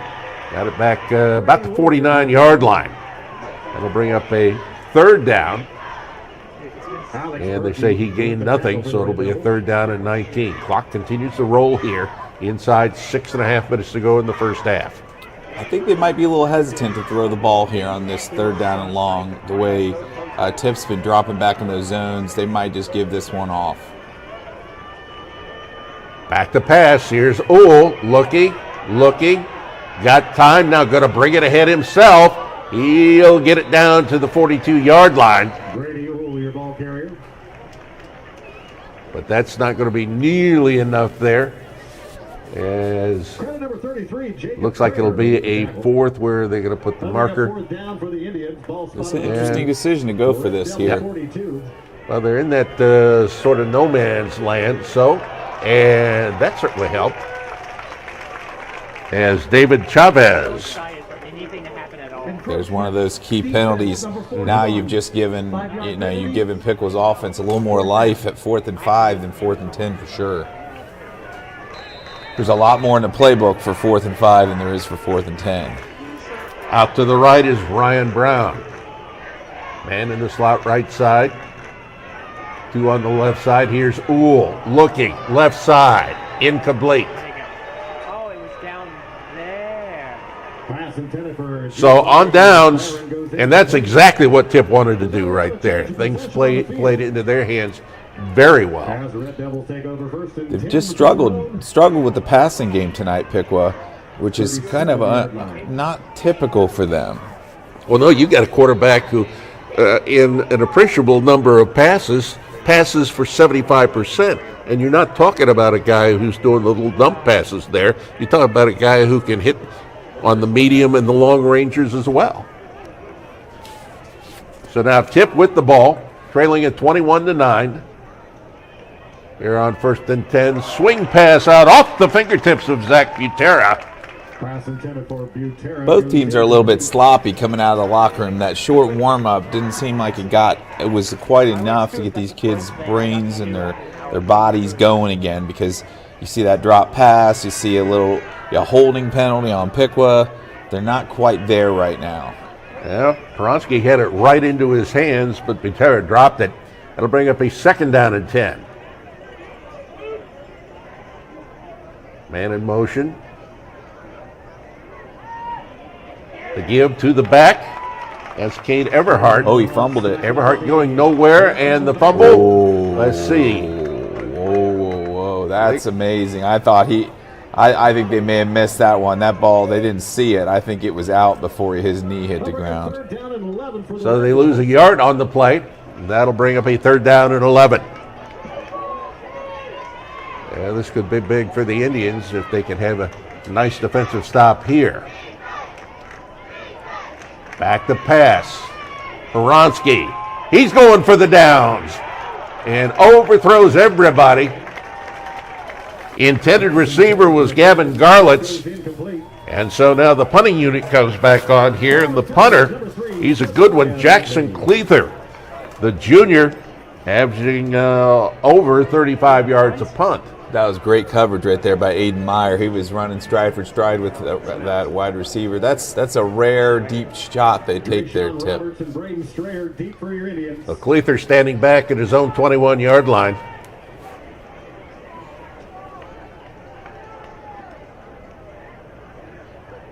Low snap, but he gets it away.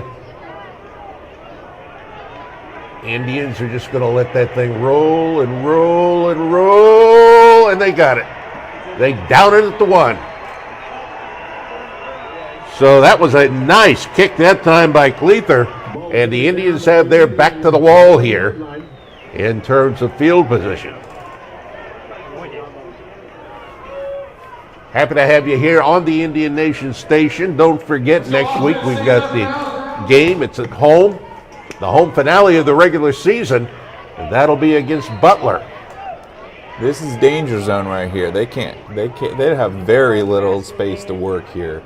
So they got to make sure they block this one well. You're the football guy. You might go quarterback sneak here, but they don't go under center, so. Yeah, it's ours. Kind of unfortunate that we're here. So right to Pull back out of the gun once again. Give the ball, Medley bounces off to the outside, and that does give him some running room there. Out to the 5-yard line. So that gives them a little bit more room to work here. Picks up 4. Now a 2nd and 6. We're getting late here in the first half. Indians 21-9. Just, I think, the second time this year the Indians played for a while from behind, but not much. Now they once again go to Medley. He'll pick up a yard or so. That'll bring up 3rd down.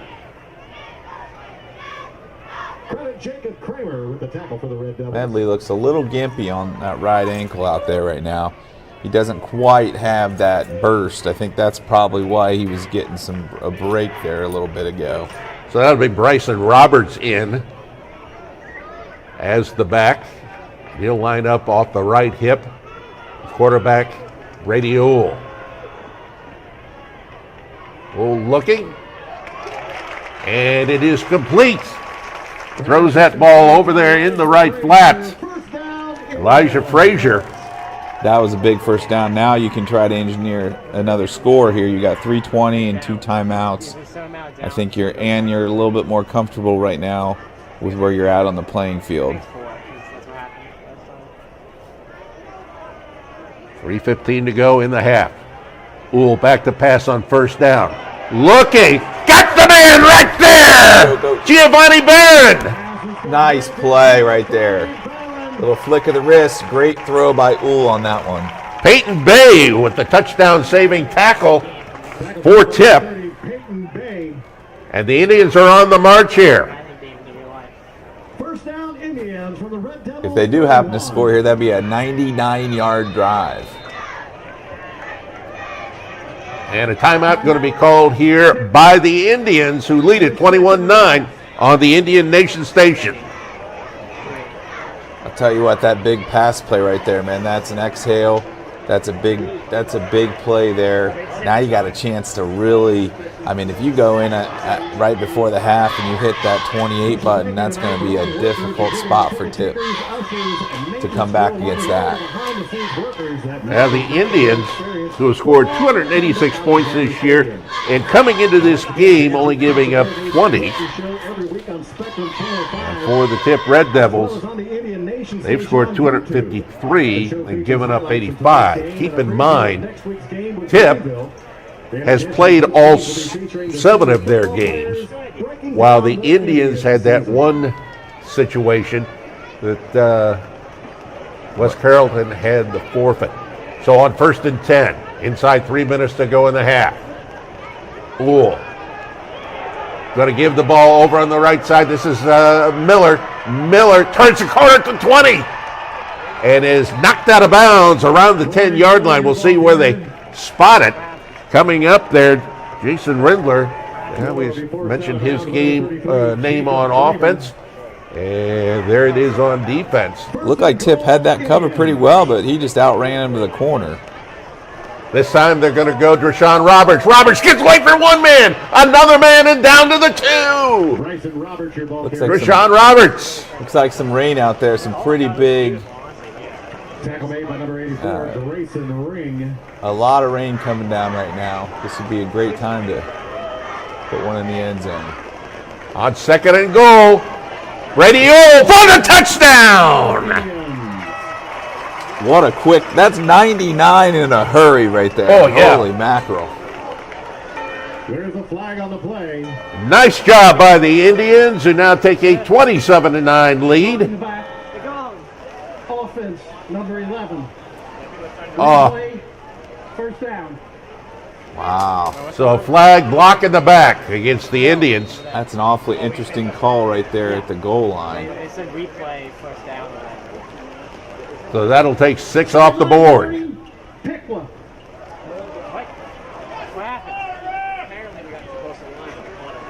So we're back to 21-9, but it'll be a 2nd and goal to go now, but it is back out at the 15. 2 wide out left, 1 right.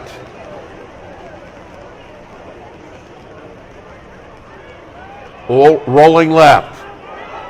Gets the ball out. Booker down to the 6.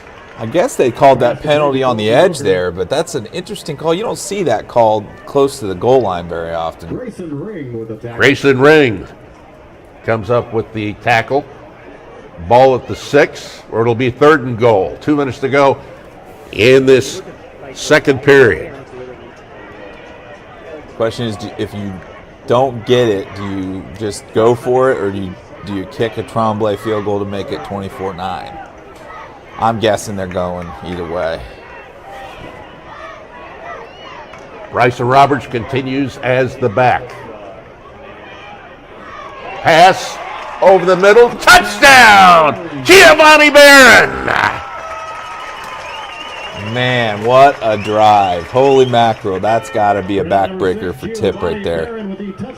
Giovanni Barron, that is his 2nd touchdown of the year. He had a couple of big catches there. You know, right before the half, you think you got him, pinned deep at the 1-yard line. And just like that, 2 minutes later, they're in the end zone. Jackson Tremblay on for the extra point.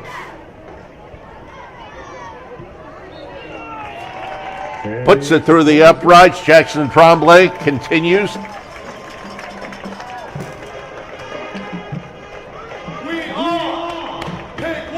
And with 1:32 left to go in this first half, it is now 28-9. Piqua leading Tipp here on the Indian Nation station. Tell you what, that's what makes Piqua so dangerous, is they can run and throw. And they showed that right on that drive. Let's get loud, everybody, get on your feet. So the Indians come out here, Tremblay to kick it off. One of the big differences is Tremblay almost always puts it through the end zone. Cleather is their kicker for Tipp, much less likely to put it inside the end zone. But he has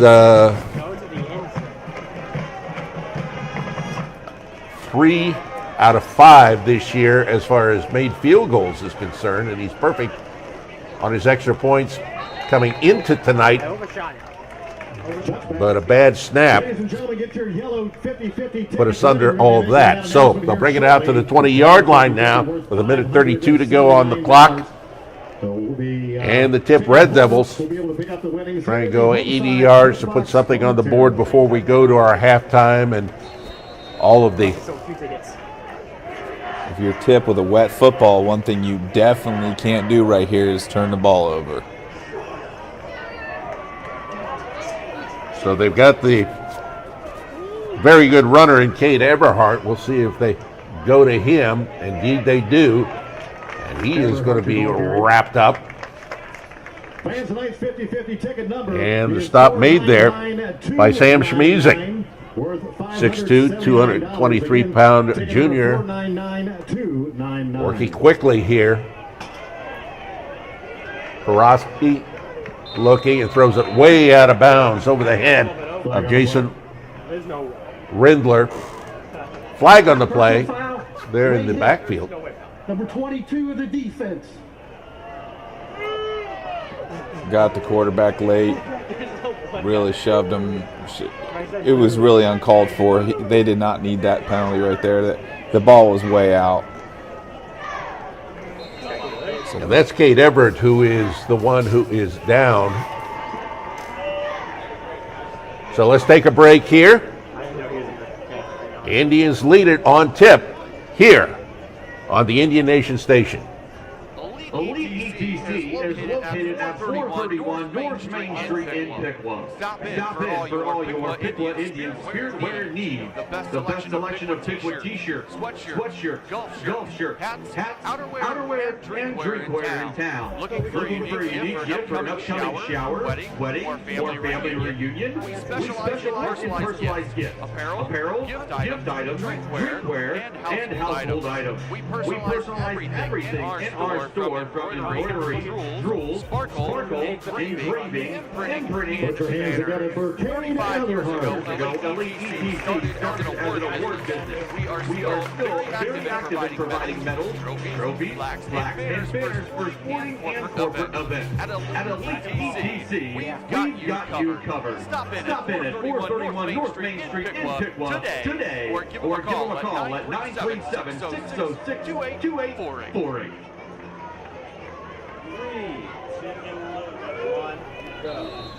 Well, we come back to action here. New running back is Xavier Jones, 5'9", 168-pound sophomore. He's carried the ball 10 times so far this year, so comes in here as Cade Everhart goes out shaken up. Little shovel pass ahead. Look to get that ball to Cole Kopic, the tight end.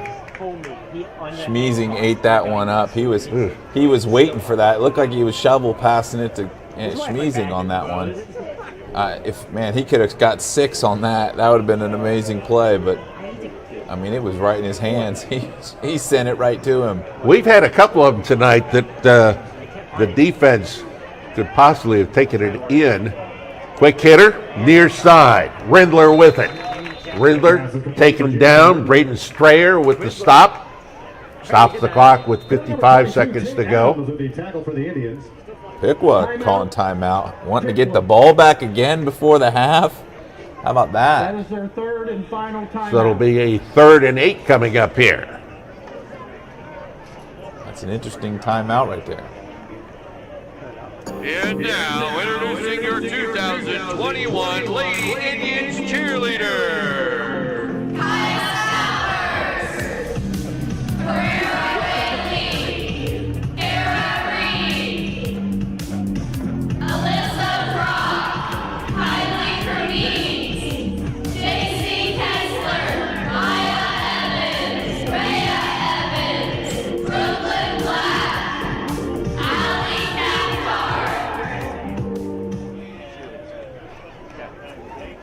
So we come back out of the timeout. It's called by Piqua.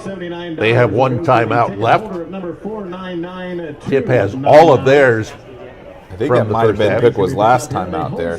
So, okay, so Piqua has no timeouts left.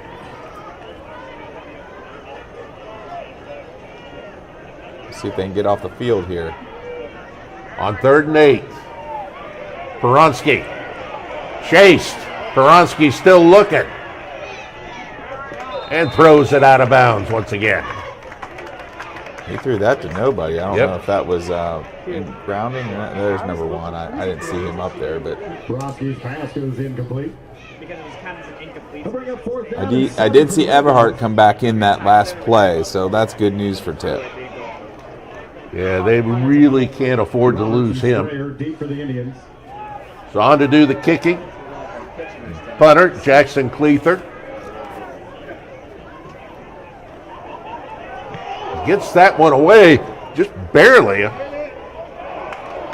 And this time it's going to roll down deep into Piqua territory, but not as deep as last time when they had it at the 1. They'll have it at the 11 now, with just 33 seconds to go in the first half, and Piqua now leading it 28-9. So you basically go into the locker room happy to be having that lead right now. Well, they did call timeout. Yeah. So I don't know if they're going to try to throw it here on the first down and just see what happens. And if you get a good, big play, then maybe you go for it again, or you go for 6 again. Now Bryson Roberts is the back. He's off the right hip. Quarterback Brady Ewell. He's going to take the ball, find a bit of a hole. Gets around a little bit up across the 15 to about the 16-yard line. Looks like they changed their mind on that. They seem like they're going to just roll this one into halftime. Yep, that's what they're going to do. Let's see. Yeah.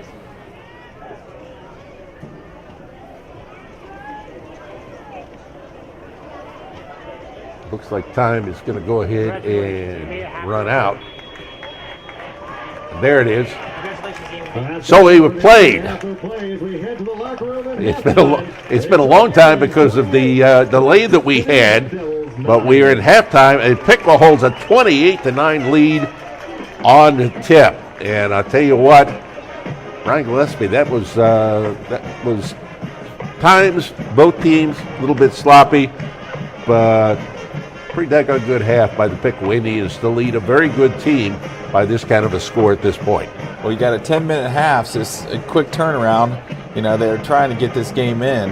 But I'll tell you what, you can't ask, if you're Piqua, looking at, you're playing the best team on your schedule, and you're up 28-9 at half, and they look pretty down. Their shoulders are slumped a little bit.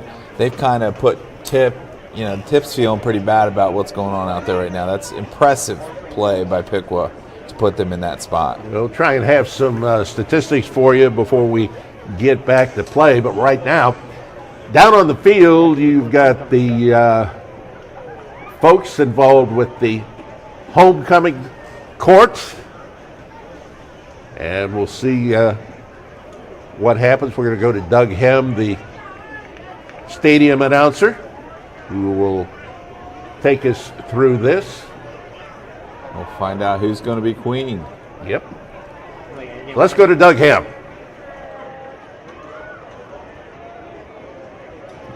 Welcome to Piqua High School's homecoming celebration, Night in the Garden. At this time, please welcome our homecoming queen and king candidates. Our first queen candidate is Elise Cox.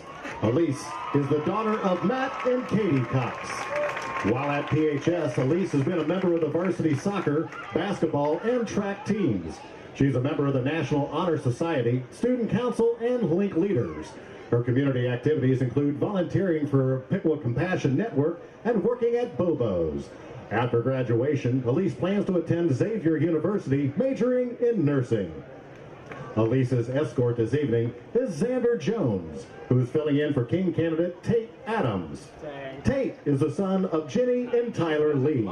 During his time at PHS, Tate has been a member of the football, basketball, and track teams. He's also been in the top 100 and has been a part of the principal's advisory. After graduation, Tate wants to study engineering. Ladies and gentlemen, Elise Cox and Tate Adams. Oh, God. Queen candidate number 2 is Gabrielle Kinney. Gabrielle is the daughter of Drew and Melissa Kinney. While at PHS, Gabrielle has been a member of the National Honor Society, Link Leaders, Student Council, and Interact Club. She has served as the president of Key Club, earned Top 100, and was designated as Scholar Athlete for soccer and cheerleading. Her community activities include volunteering for the Salvation Army. After graduation, Gabrielle plans to attend Miami University, majoring in nursing. Gabrielle's escort this evening is King candidate Connor Brown. Connor is the son of Leah and BJ Brown. During his time at PHS, Connor has been in show choir, 3 musicals, and men's chorus. He's also played football and was a member of Link Leaders. Outside of school, he works at Barclays and is currently helping to create a scholarship in Diego Arzola's name. Connor plans to attend The Ohio State University for exercise science and nutrition. Ladies and gentlemen, Gabrielle Kinney and Connor Brown.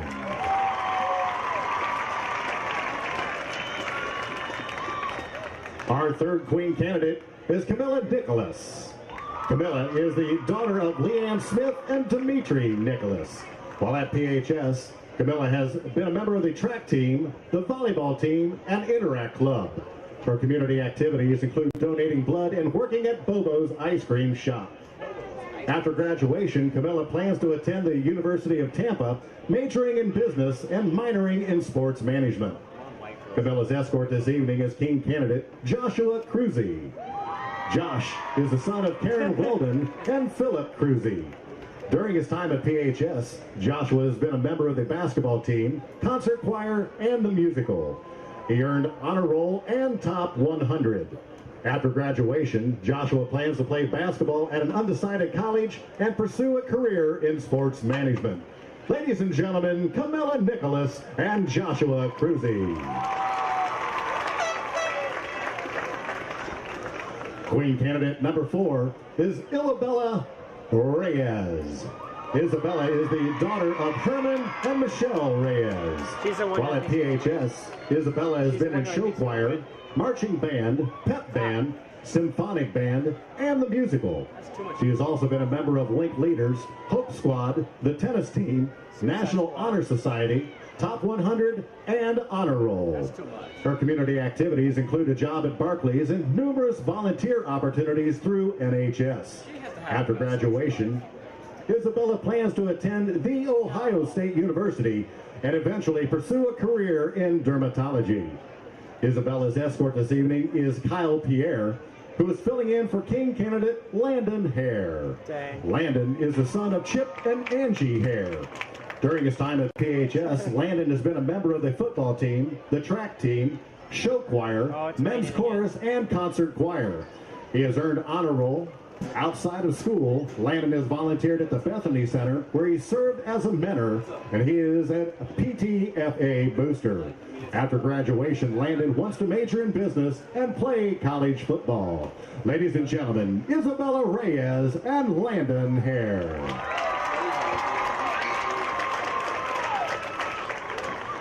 Our 5th queen candidate is Aubrey Shrub. Aubrey is the daughter of Liz and Aaron Shrub. While at PHS, Aubrey has been a member of volleyball, basketball, and track.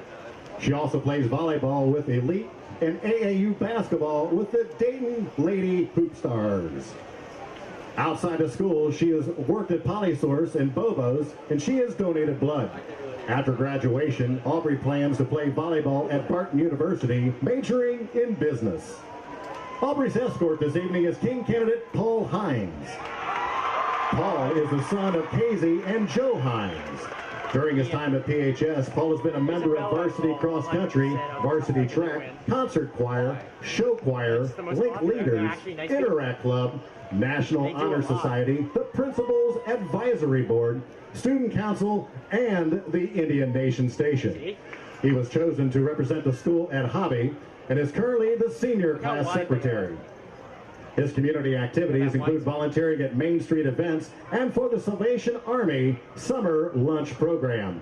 After graduation, Paul wants to attend the University of Oregon, majoring in sports marketing and business. Ladies and gentlemen, Aubrey Shrub and Paul Hines.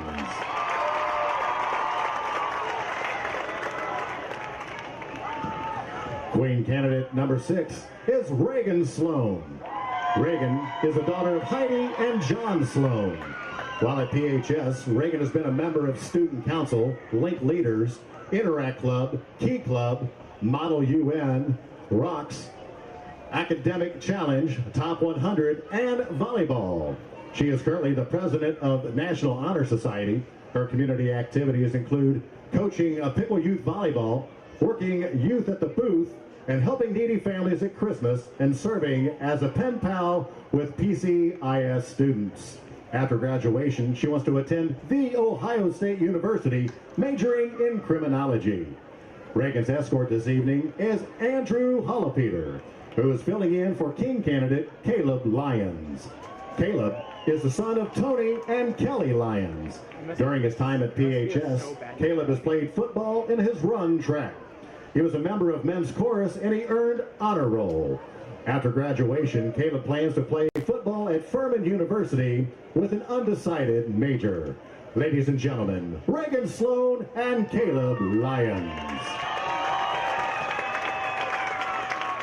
Queen candidate number 7 is Reagan Toops. Reagan is the daughter of Mike and Jody Toops. While at PHS, Reagan has played varsity volleyball, varsity basketball, and varsity softball, earning records in 2 sports. She has also been a member of the National Honor Society and Hobby Ambassador, and a member of Big Brothers Big Sisters. She is currently serving as a vice president of the senior class. Her community activities include donating blood, serving as a book mobile volunteer, and instructing at the Piqua Youth Sports Camp. After graduation, she wants to attend college to pursue a career in anesthesiology. Reagan's escort this evening is Neil Bayman, who is filling in for King candidate Josiah Medley. Josiah is the son of Jason Medley and Tabitha Long. During high school, Josiah has played football and he has run track. His community activities include helping with the youth football teams and helping to run the youth football camps.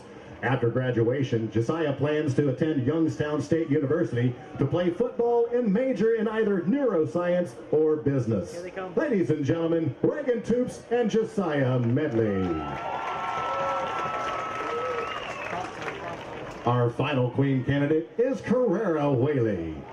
Carrera is the daughter of Angel and James Sorrell. While at PHS, Carrera has been a member of the varsity cheerleading squad for football, basketball, and competition. She has also been a member of Link Leaders, Women's Chorus, and Top 100. After graduation, she plans to attend the University of Cincinnati, majoring in dermatology. Carrera's escort this evening is Desmond Warner, who is filling in for King candidate Corey Miller. Corey is the son of Kathy Kamoli Miller and Donald Miller. During his time at PHS, Corey has been a member of the football team and track team. Outside of school, he holds a job at Wings and Rings. After graduation, he hopes to be a walk-on to play football at an undecided college. Ladies and gentlemen, Carrera Whaley and Corey Miller. And finally, we have the reigning homecoming queen, Whitney Evans. Whitney is the daughter of Sean and Sherry Evans. Ladies and gentlemen, here are your homecoming candidates for the year 2021.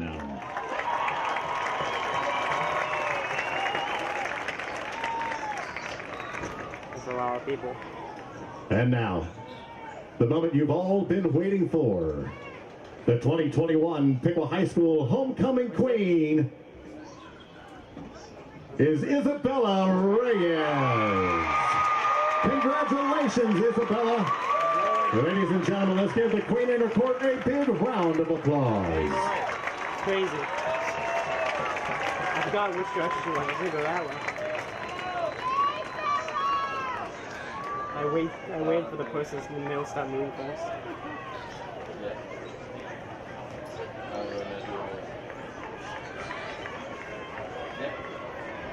Ladies and gentlemen, the 2021 homecoming queen, Isabella Reyes.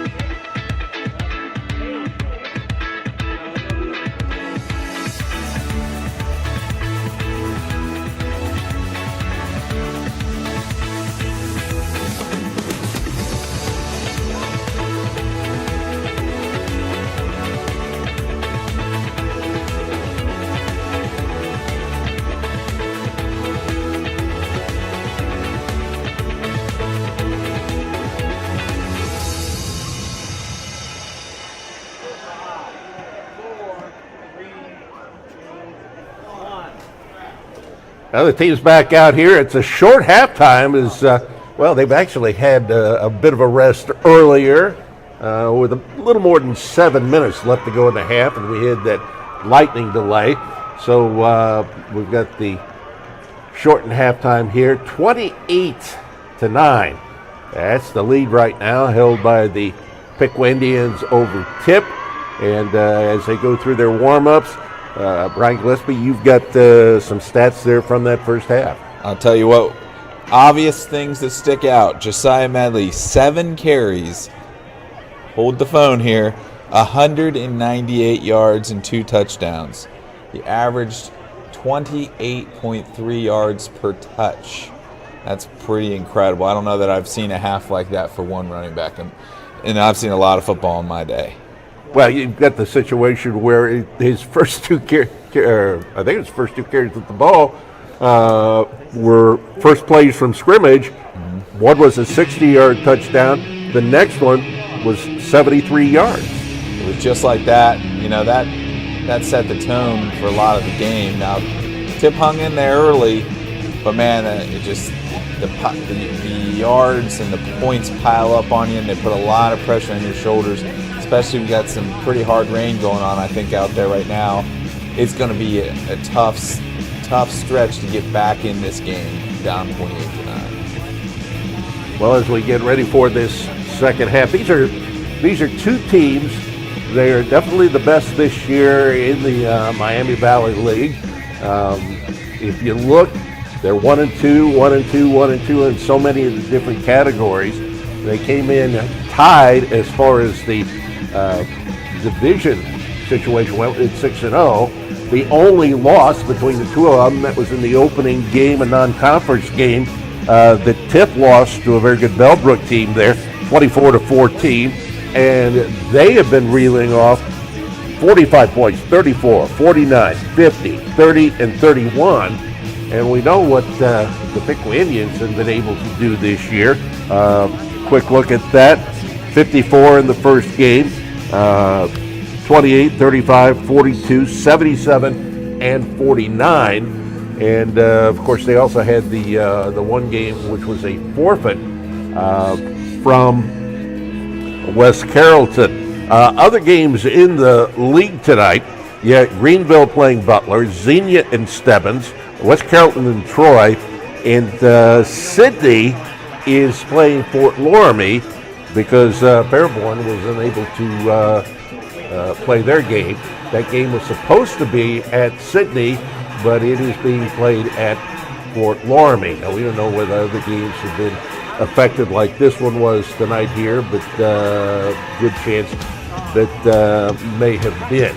So, it is going to be Tipp, the first crack at it here in the second half. That'll be Jackson Trombley, who's going to be booting this one. So really hard rain. You know, luckily it's a turf field that can handle some water, so it won't be as quite a mess like Troy's field was when it rained all that when we played there.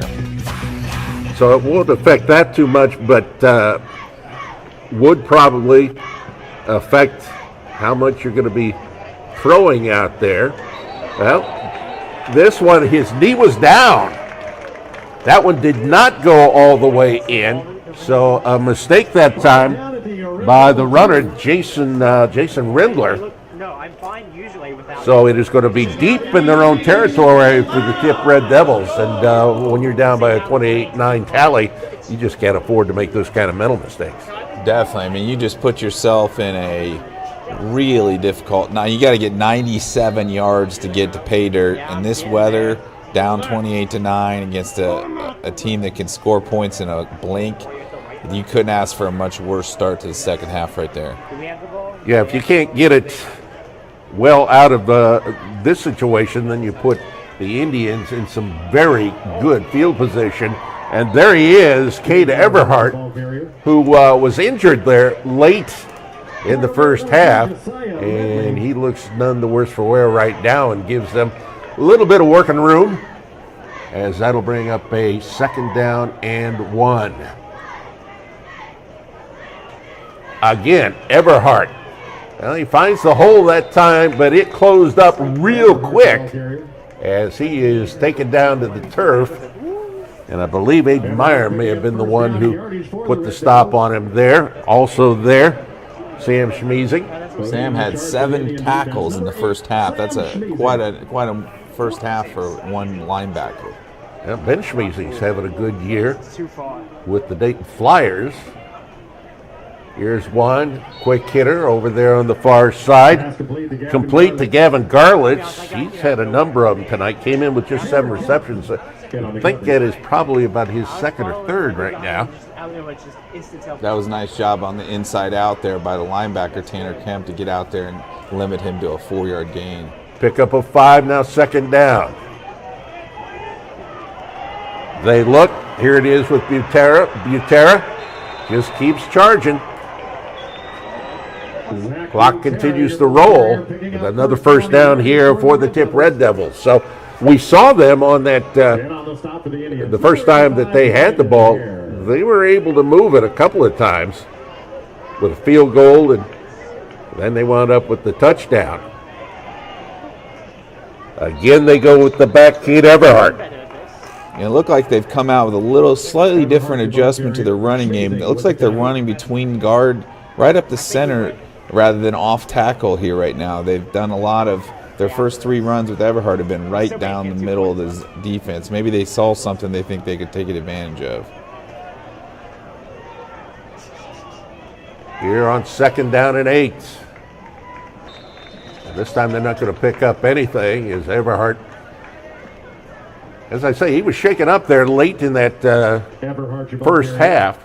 So we'll have to see whether he is at 100% right now.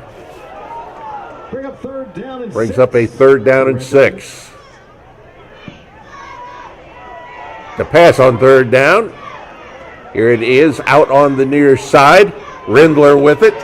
Rindler tries to twist and turn his way ahead, but he is going to be stopped coming in there. Devin Findlay, the sophomore at 6-foot.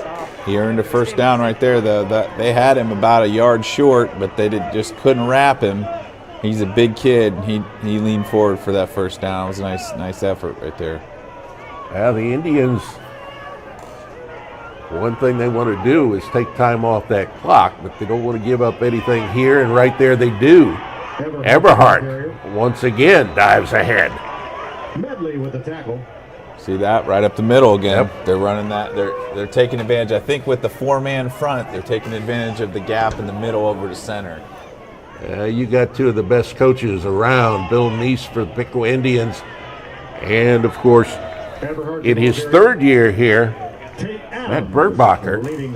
Matt Bergbacher, of course, played at Tipp for his dad, Charlie Bergbacher, a 26-year veteran coach there. Went on to coach as an assistant. Here's a throw out into the left flat. That'll be another first down. It is complete to Butera.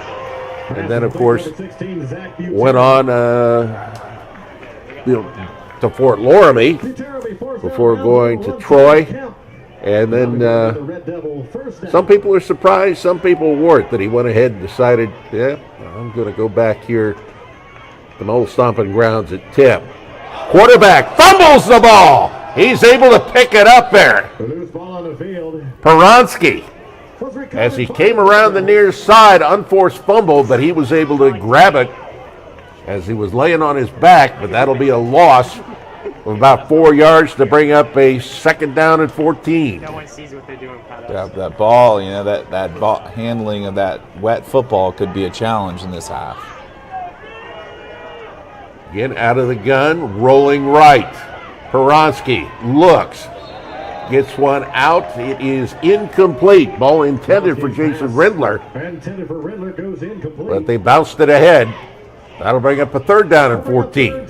Smeezing made him get rid of that one, made him uncomfortable. He was bearing down on him on that throw. We're getting specific now. Well, after a lengthy lightning delay.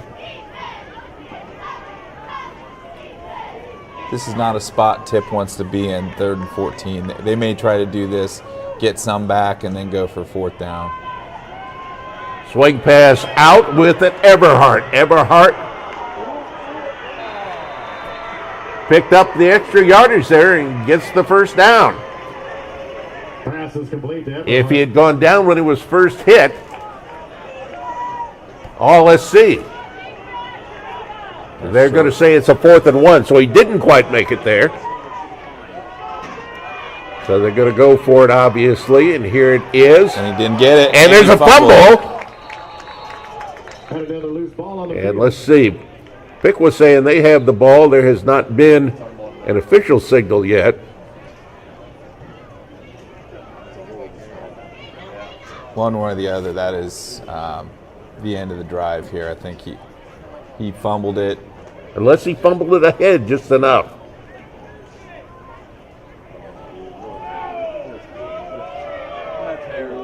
Oh my goodness. So that's yep. First down. If he had gone down where, if it had been where he actually went down, but the ball was fumbled forward. That was a lot of luck right there. He would have been down short of the first down. It's on a 1st and 10 here.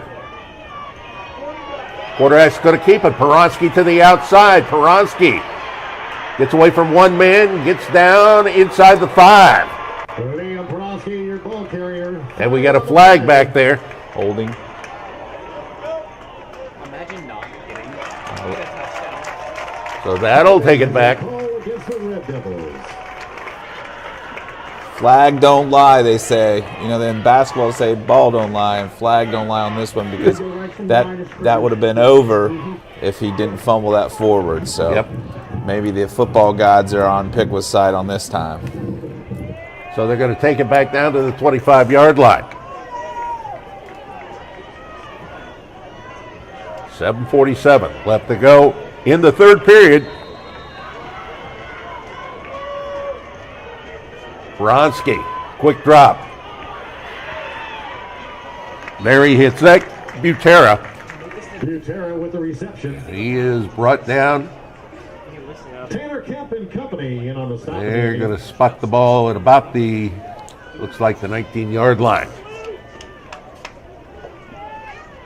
These little quick passes to the right here. Watch on the 3-man. Oh, nope, they draw. He's going to keep it, and there's a big hole right there, and he's going to romp on in for the touchdown. Touchdown, the Red Devils.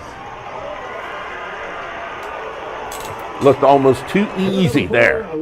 That's just poor tackling on the back end for Piqua there. They had him. They had 2 guys right there. Just ran right through arm tackles. Not the best drive defensively for Piqua there. 28-15 now. It looked like they're going for 2. Yep. On their earlier touchdown, they had a bad snap on the extra point.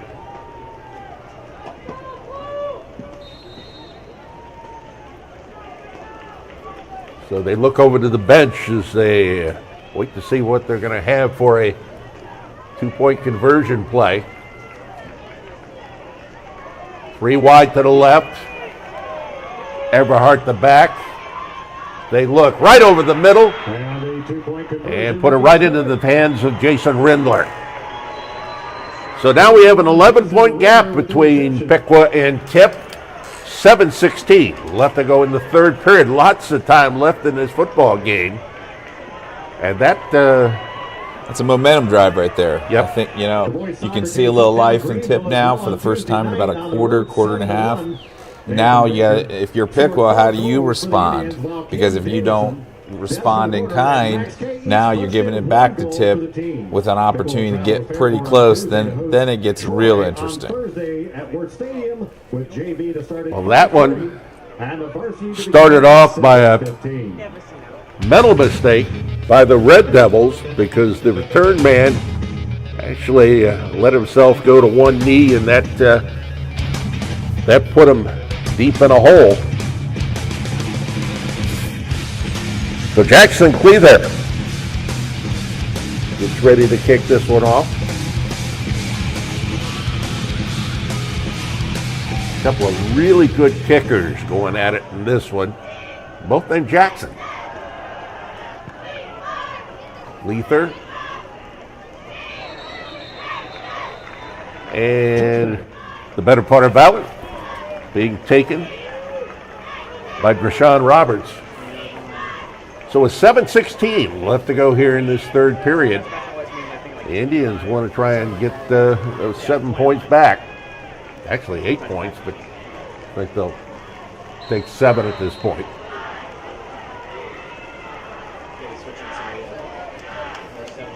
Brady Owl. I'll be wanting to take as much time off the clock as he can, but depending on the situation with the rain and everything else, whether he might go to the air some. 5 yards picked up that time by Josiah Medley. That brings up a 2nd and 5. He always seems to fall forward and find the gap and where there doesn't seem to be much and get 5 yards almost every time.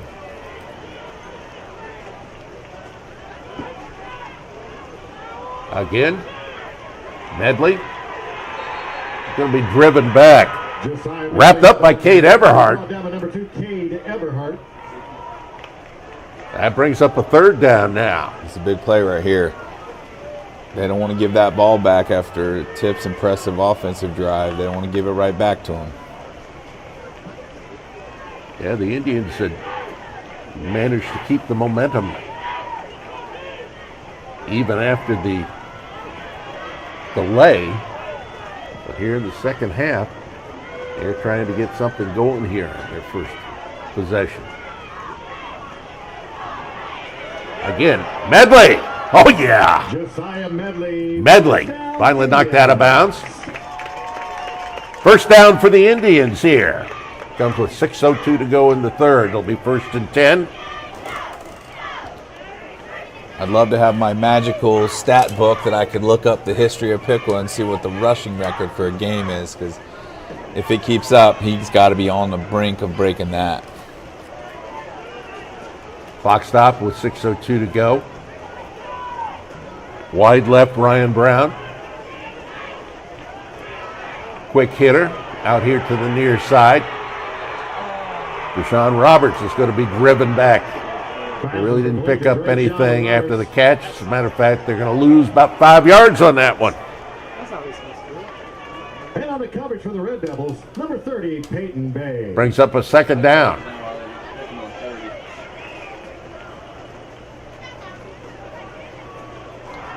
Ball spotted at the 42-yard line.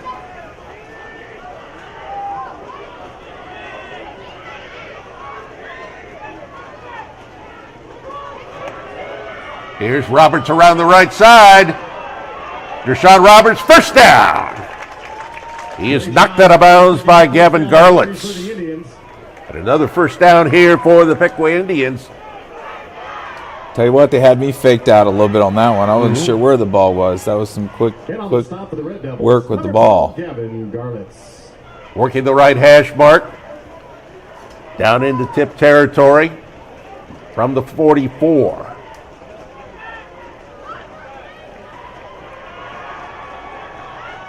Looking deep. Incomplete. Looks like he was trying to go for Ryan Brown. Brady Owl's pass intended for Ryan Brown goes incomplete. And on the coverage, number 30. Even though it's wet out there, they're still putting that thing in the air and giving it a twirl. Stops the clock with 4:53 to go in the third.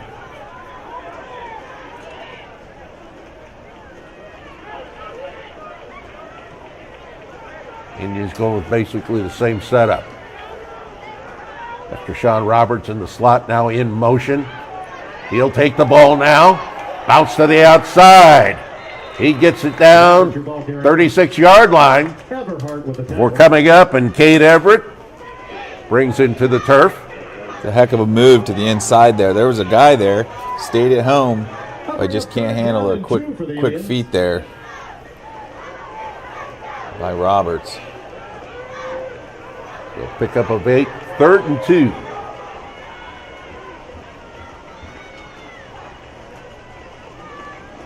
Continuing is the back, Josiah Medley. He'll move over to the left side now.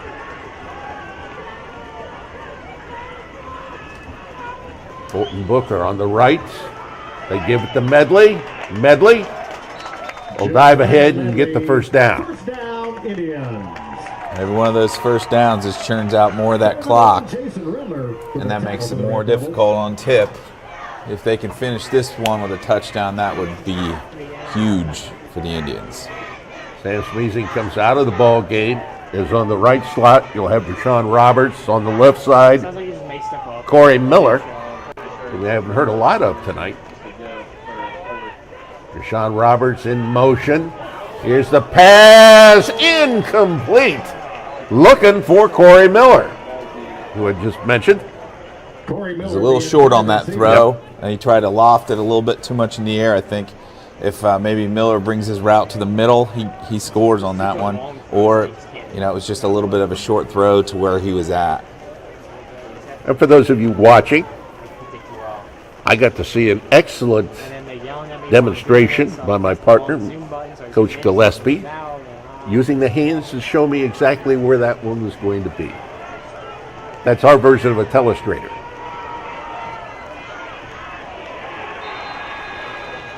And again, they'll go with Josiah Medley. This is a long third down play here. Piqua hasn't been in a ton of these. So we'll see if they decide to still try to run it and say, okay, this is 4 down territory, we can give it to Josiah, or they're going to try to throw it here.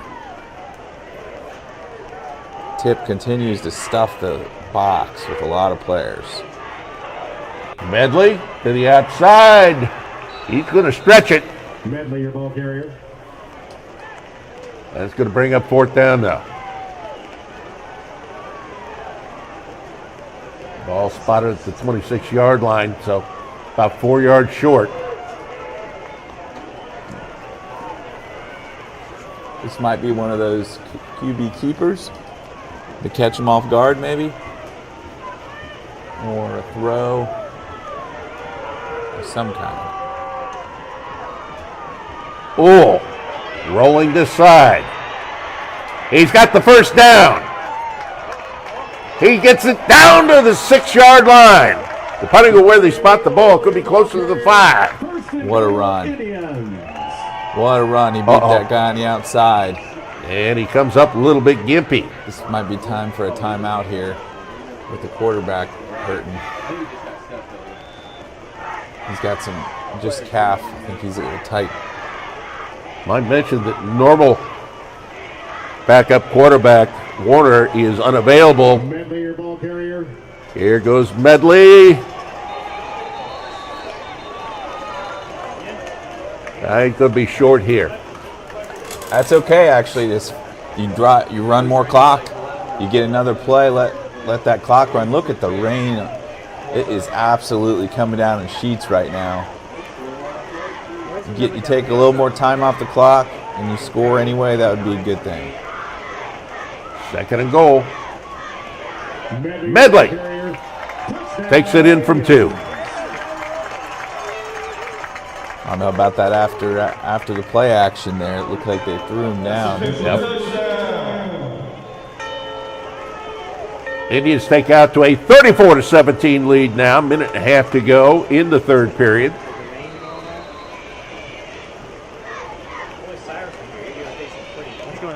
Yeah, you can look at the top of the screen, see just how heavy that rain is right now.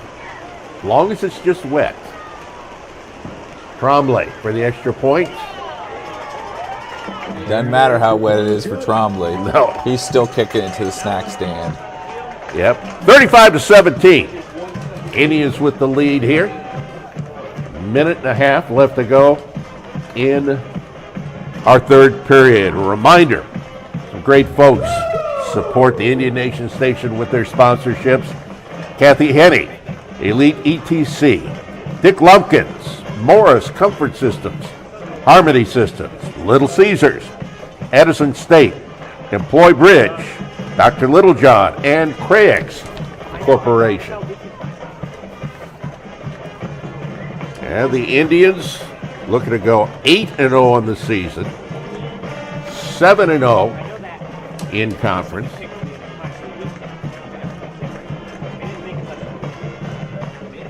Piqua comes in second in Division II, Region 8. Of course, this year, 16 teams in the region make the playoffs. Tremblay booms that one. That'll bring it out to the 20-yard line. We're somewhere around there. So now if you're a Tipp, you got to be thinking, wow, this is a tough situation. What can we do to speed up our offense? Because they have an effective offense, but again, it's a 5-6 yards, chipping away. Now you're down 35-17, only a minute 30 left. You don't have the freedom to just run slow drives at this point. And that puts pressure on the quarterback to make deep throws. This is something I just really become a part of. So out there, Liam Peronsky. On the handoff again. Everhart, your ball carrier. Cade Everhart. Liam Peronsky in his first year as a starter. Everhart played quite a bit last year for Tipp. Schmeezing with yet another tackle there. Brings up 2nd and 8.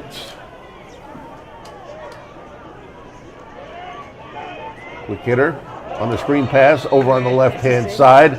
Off the fingertips of Zach Butera. That's a couple there, Butera's. You know, he's got to find himself some new gloves.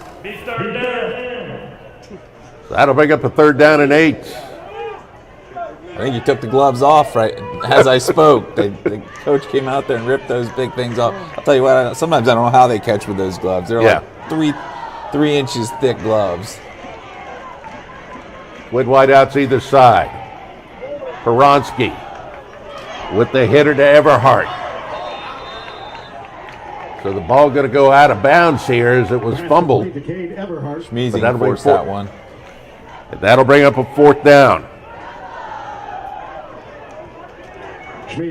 Late we are here in the 3rd period. They're punting. 4th and 1. Ball spotted on their own 29-yard line. Unless they're going to try to draw them off. But I know you're deep in your territory, but time is kind of essence. Cleather, also a good punter.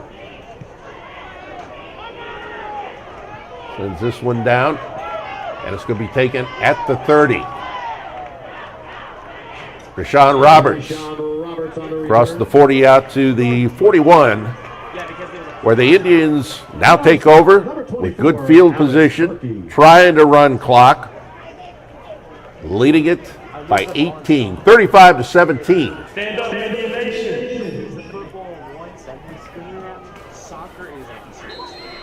Now they spot the ball at the 40-yard line. Looks like the rain might have lightened up a little bit.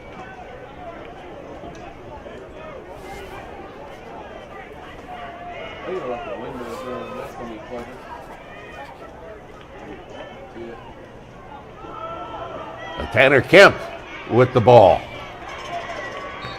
Gets it out to the 45 before being driven back. On that stop, coming in there, Josh Dietz. We haven't talked about Josh Dietz too much. Came into the game the leading tackler for the Red Devils with 63. The Indians just going to try and run as much time off that clock as they possibly can. Might as well not run another play in the 3rd quarter. There's no real reason for it at this point. It'll be a 2nd and 5 when they do get to the next play. And that'll do it. And we'll take it from 145 to the other. And the Indians will be going left to right when we come back, leading at 35-17 on Tipp here on the Indian Nation station.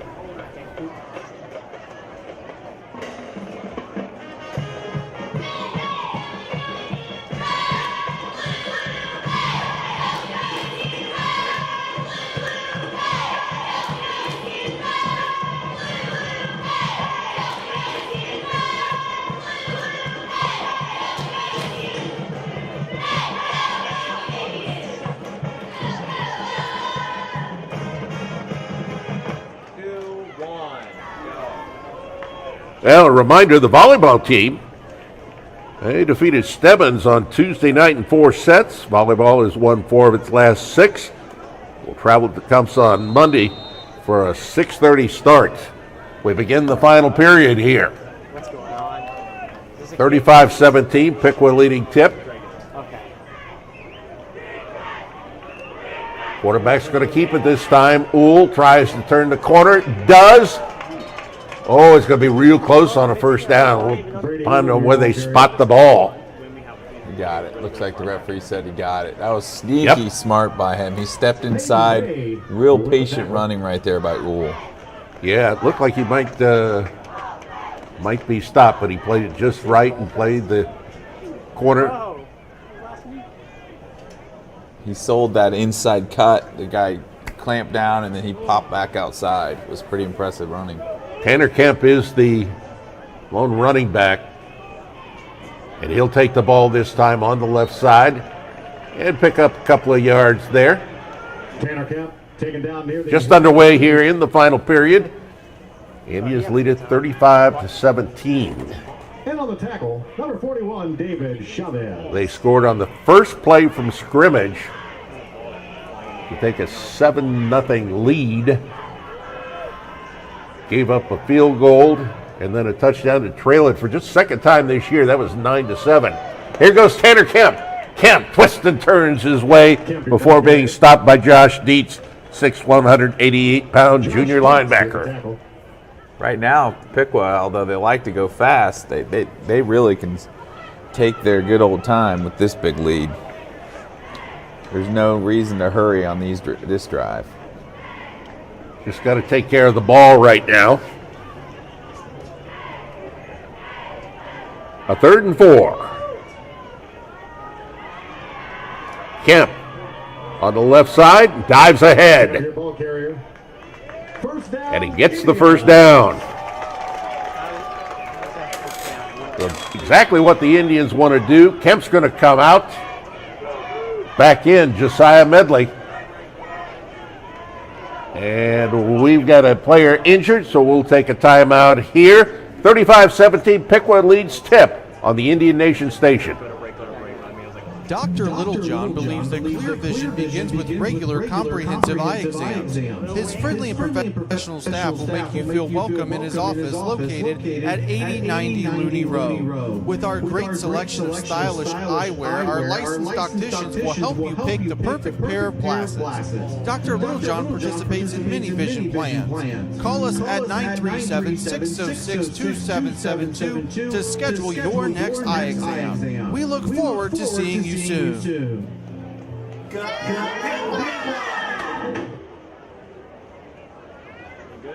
Hi, I'm Rhonda. I'm the Business Development Manager for Resource MFG here in Piqua. We are the largest and first staffing company of manufacturing. We offer contingent labor help and skilled labor help to our customers. We can also help fill skilled positions from CNC, management, and even engineer positions. We are located here in Piqua at 1229 East Ash Street. 10:21 left to go in the game. 35-17. Piqua with the lead. A 1st and 10 here after the timeout. And here's one down and incomplete. Into the hands once again. This time Corey Miller on the receiving end. That's unlike him. That ball went right through his hands. But that was a heck of a. They went on that. He was wide open. I'll tell you what. They got him right down the seam on that one. I got to think that some of these misses we're seeing by both teams. A little wet ball. By this.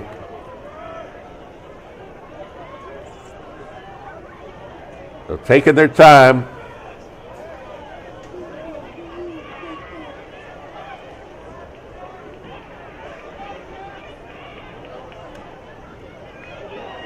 There he is. He's gone. There he goes. Medley once again. Oh my goodness. That was a 40-yard run. Add that to 60 and 73. And it's 41-17 Piqua. Somebody get Chip Hare on the line and find out what the record for single game rushing is. Because he's about there, I'll tell you what.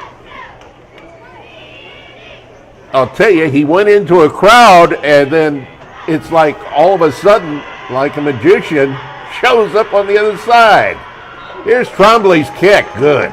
Johns with the snap. Ooh, with the hole. 42-17 with 9:59 left to go in this one.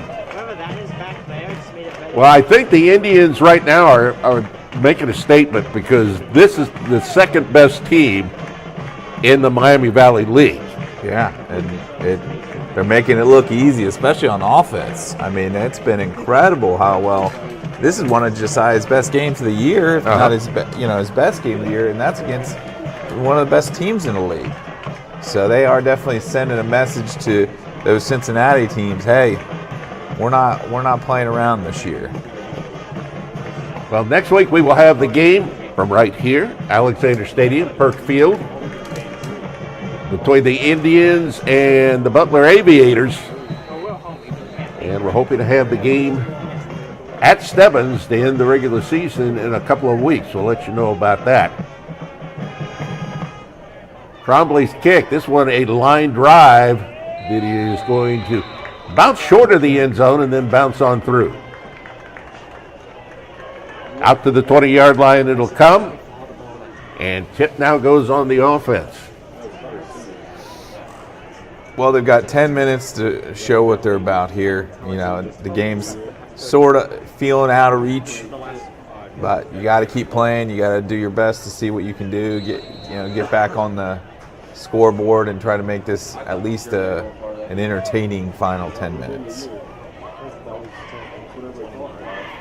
The quarterback, junior Liam Peronsky.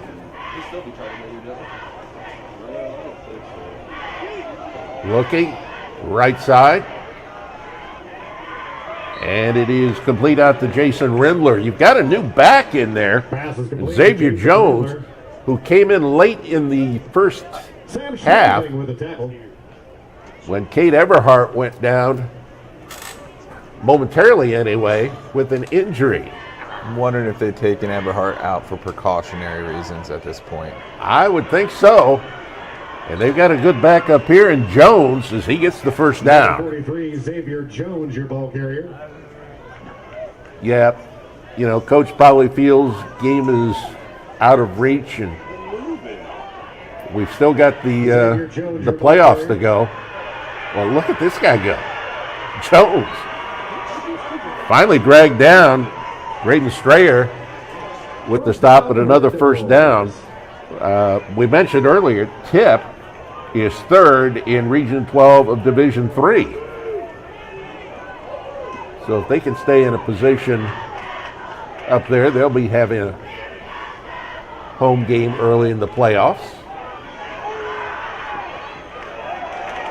Out it comes near side, Butera, who is wrapped up by Aiden Meyer. Quarterback, 5'8", 179-pound senior. Clock continues to roll, though, and that'll bring up a 2nd and 8 as they pick up just 2 on the play.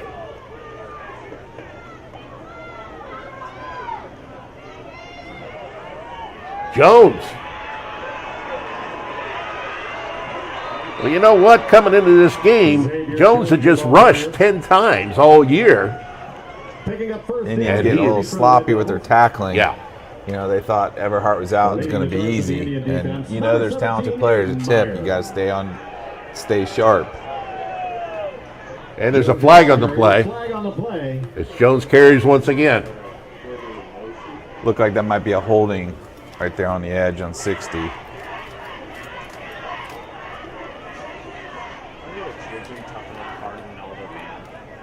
Yeah, it looks like it may be a legal substitution.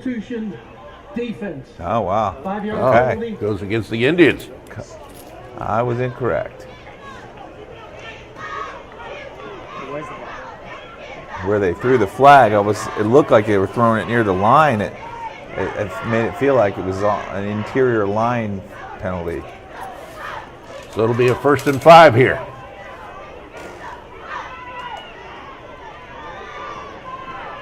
Jones this time wrapped up by a trio of blue shirts. Among them, Tate Adams. Also, I think that was Sam Schmeezing, one of those in there. I think you had Landon Hare on the tackle as well there.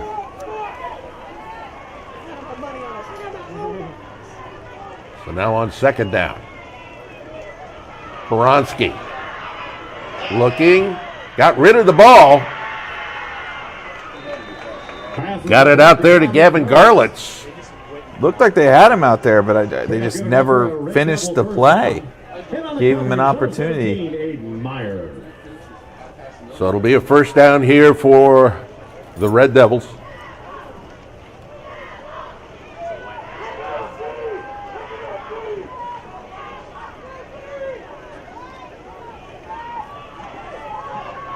Quarterback's going to keep it this time. Peronsky to the outside. And then he's definitely slowed down that time by Bryson Roberts. Roberts plays both ways. Number of players, as we've talked about, play both ways on this Indians team.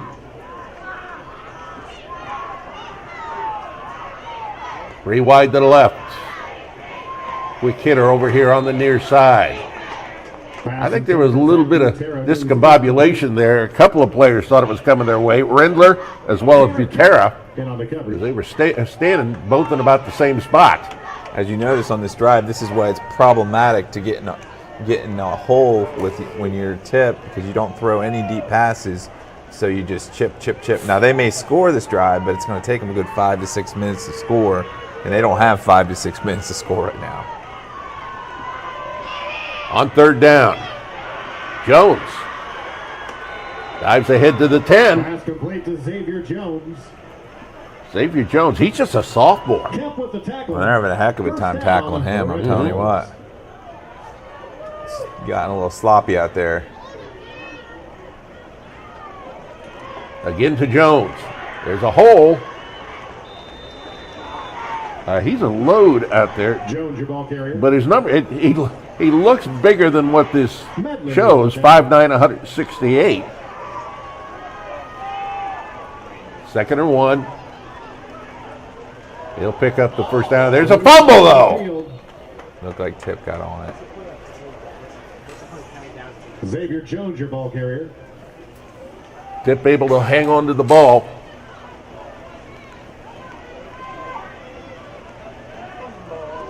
It'll be a 3rd and 1 now.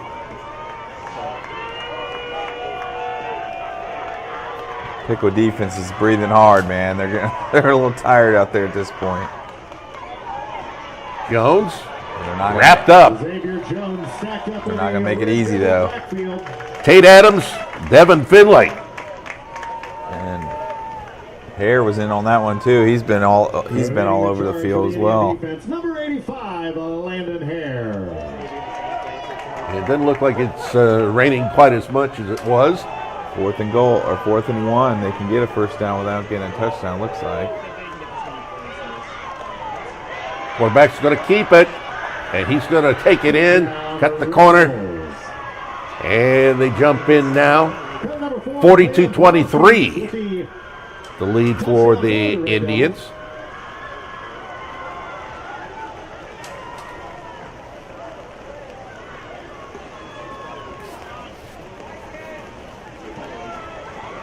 Well, you spoke too soon, Tom, because if you look at the screen, it is definitely coming down hard again.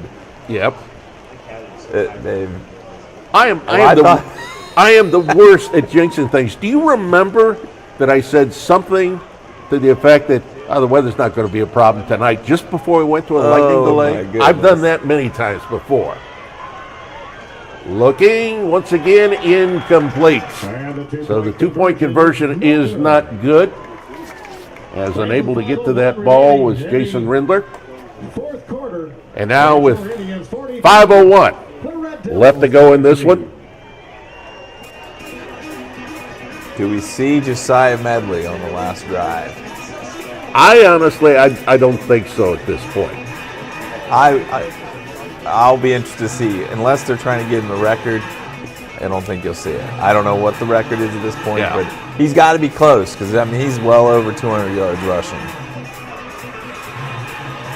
Well, you do have some other folks, if you're trying to protect his health. Yeah. You've definitely got others. You got plenty of options. Yeah.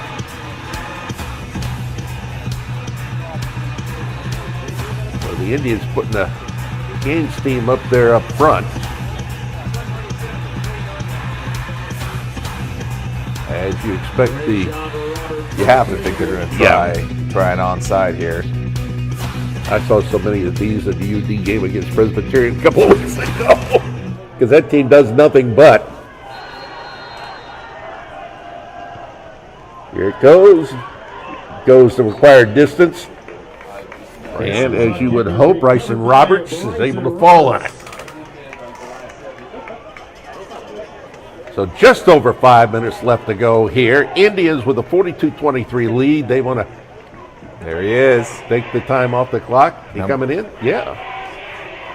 Number 3.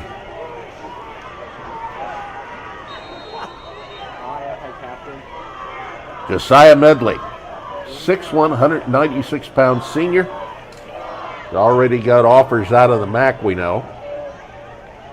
As of now, it looks like he's going to be at Youngstown State. Okay.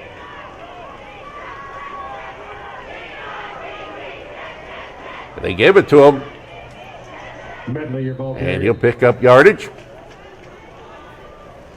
And keeping it on the ground. Keep the clock moving. Both teams have all their timeouts.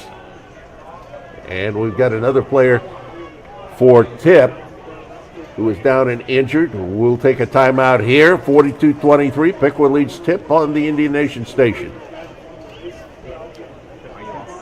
Hi, I'm Rhonda. I'm the Business Development Manager for Resource MFG here in Piqua. We are the largest and first staffing company of manufacturing. We offer contingent labor help and skilled labor help to our customers. We can also help fill skilled positions from CNC, management, and even engineer positions. We are located here in Piqua at 1229 East Ash Street. Our phone number is 937-778-0850. Please give us a call. We'd love to hear from you. If anyone is looking for opportunities within the workplace, please give us a call. We'd love to help. Ladies and gentlemen, put your hands together for number 61, Ethan Royce. So with the injured player being helped off, 42-23, Piqua leading Tipp, 4:47 to go. It'll be a 2nd and 6 for the Indians here. They have the ball at the 47-yard line of the Red Devils.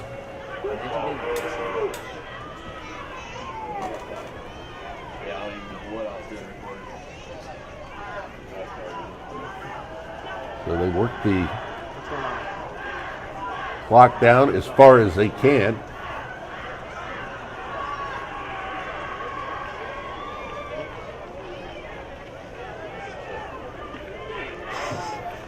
Josiah Medley back in here.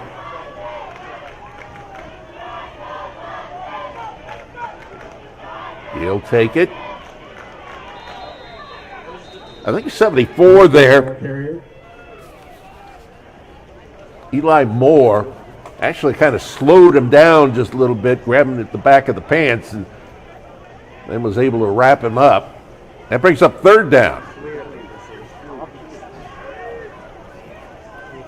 Indians not about to put it in the air right now. Looks like predictions have been been run it down. Yep. And just let the clock run down every time.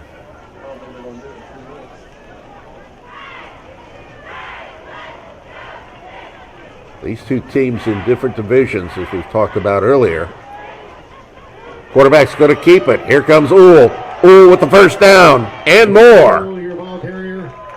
Uhl taken down by Cade Everhart. And on the stop of the Red Devils. I was thinking we might not see Everhart again, but here he is out on defense.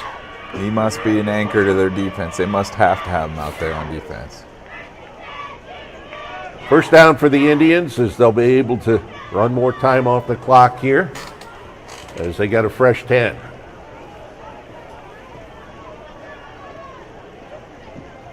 Indians momentarily had to play from behind in this game when they trailed it 9-7. And I believe we are correct in saying it's only the second time they played from behind this year, having fallen behind 7-0 against Troy in the rain. Once again, that's going to be a first down and a lot more yardage. Josiah Medley. Unbelievable. And we got another player down for Tipp. We break with a 42-23 Piqua over Tipp lead. 2:36 to go here on the Indian Nation Station.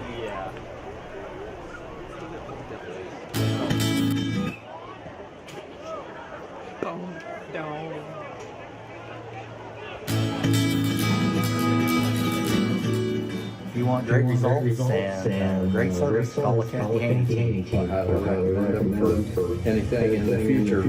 You know, we'll be coming back to. Kathy done a really good job for us. She was there when we needed her, and she came when we asked her to come. I would recommend Kathy for anybody.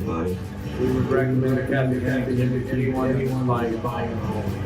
We would recommend Kathy Payne and her team to anyone. Her team does exactly what she says it will do, and they do it. Highly recommend. We're very, very pleased. She took care of everything for us and made it effortless. Kathy helped us get our dream home, and we're very happy with it. All in all, we are very satisfied. Thank you very much.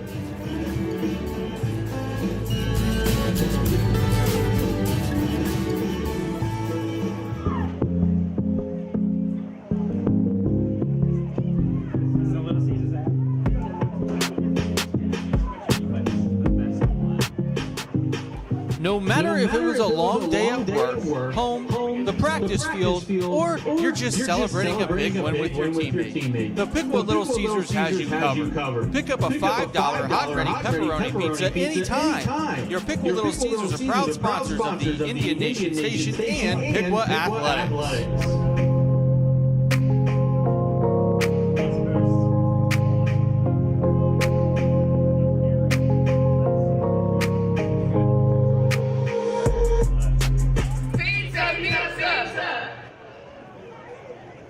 Ladies and gentlemen, For years and years, our best and brightest students to other universities. They're going off to major in fields like business, education, nursing, and engineering, even taking classes online.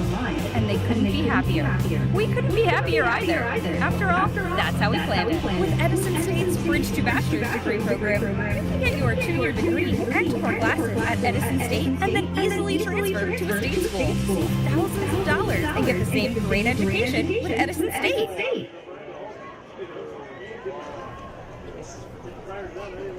So the Indians, with a 42-23 lead, they've got the ball at the 12-yard line. It'll be 1st and 10 here.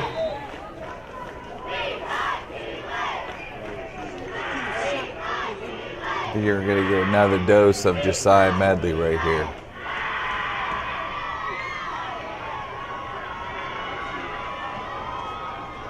Again, running the clock down as far as they can. That was an injury time out there. Blocker to the left side is Colton Booker. Miller was in motion. Medley down to the 10. Medley, your ball carrier. And we hit 2 minutes to go. Number 53, Sam Fout. Pickup of 2. 2nd inning coming up here for the Piqua Indians, who look to go 8-0 in the season, take over sole possession of first place in the Miami Conference.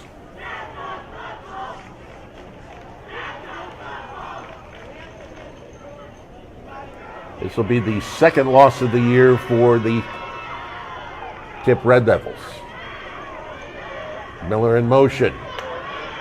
Corey Miller takes the ball, strings it out, goes around the left side. Corey Miller, your ball and he carrier. doesn't make the first down, but he's fairly close with that. We're down to 1:09 to go. Flag on the play.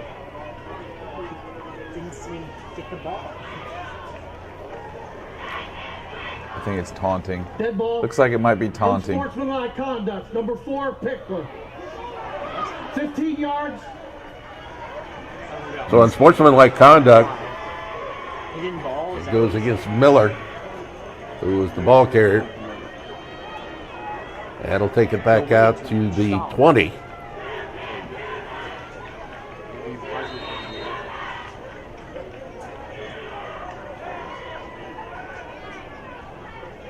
Second and 17.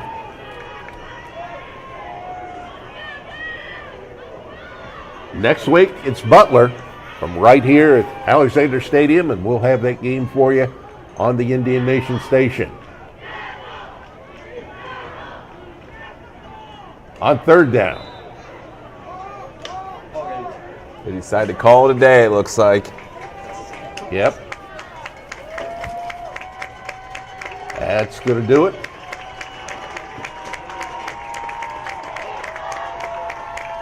And so, this was an eagerly anticipated game in many ways.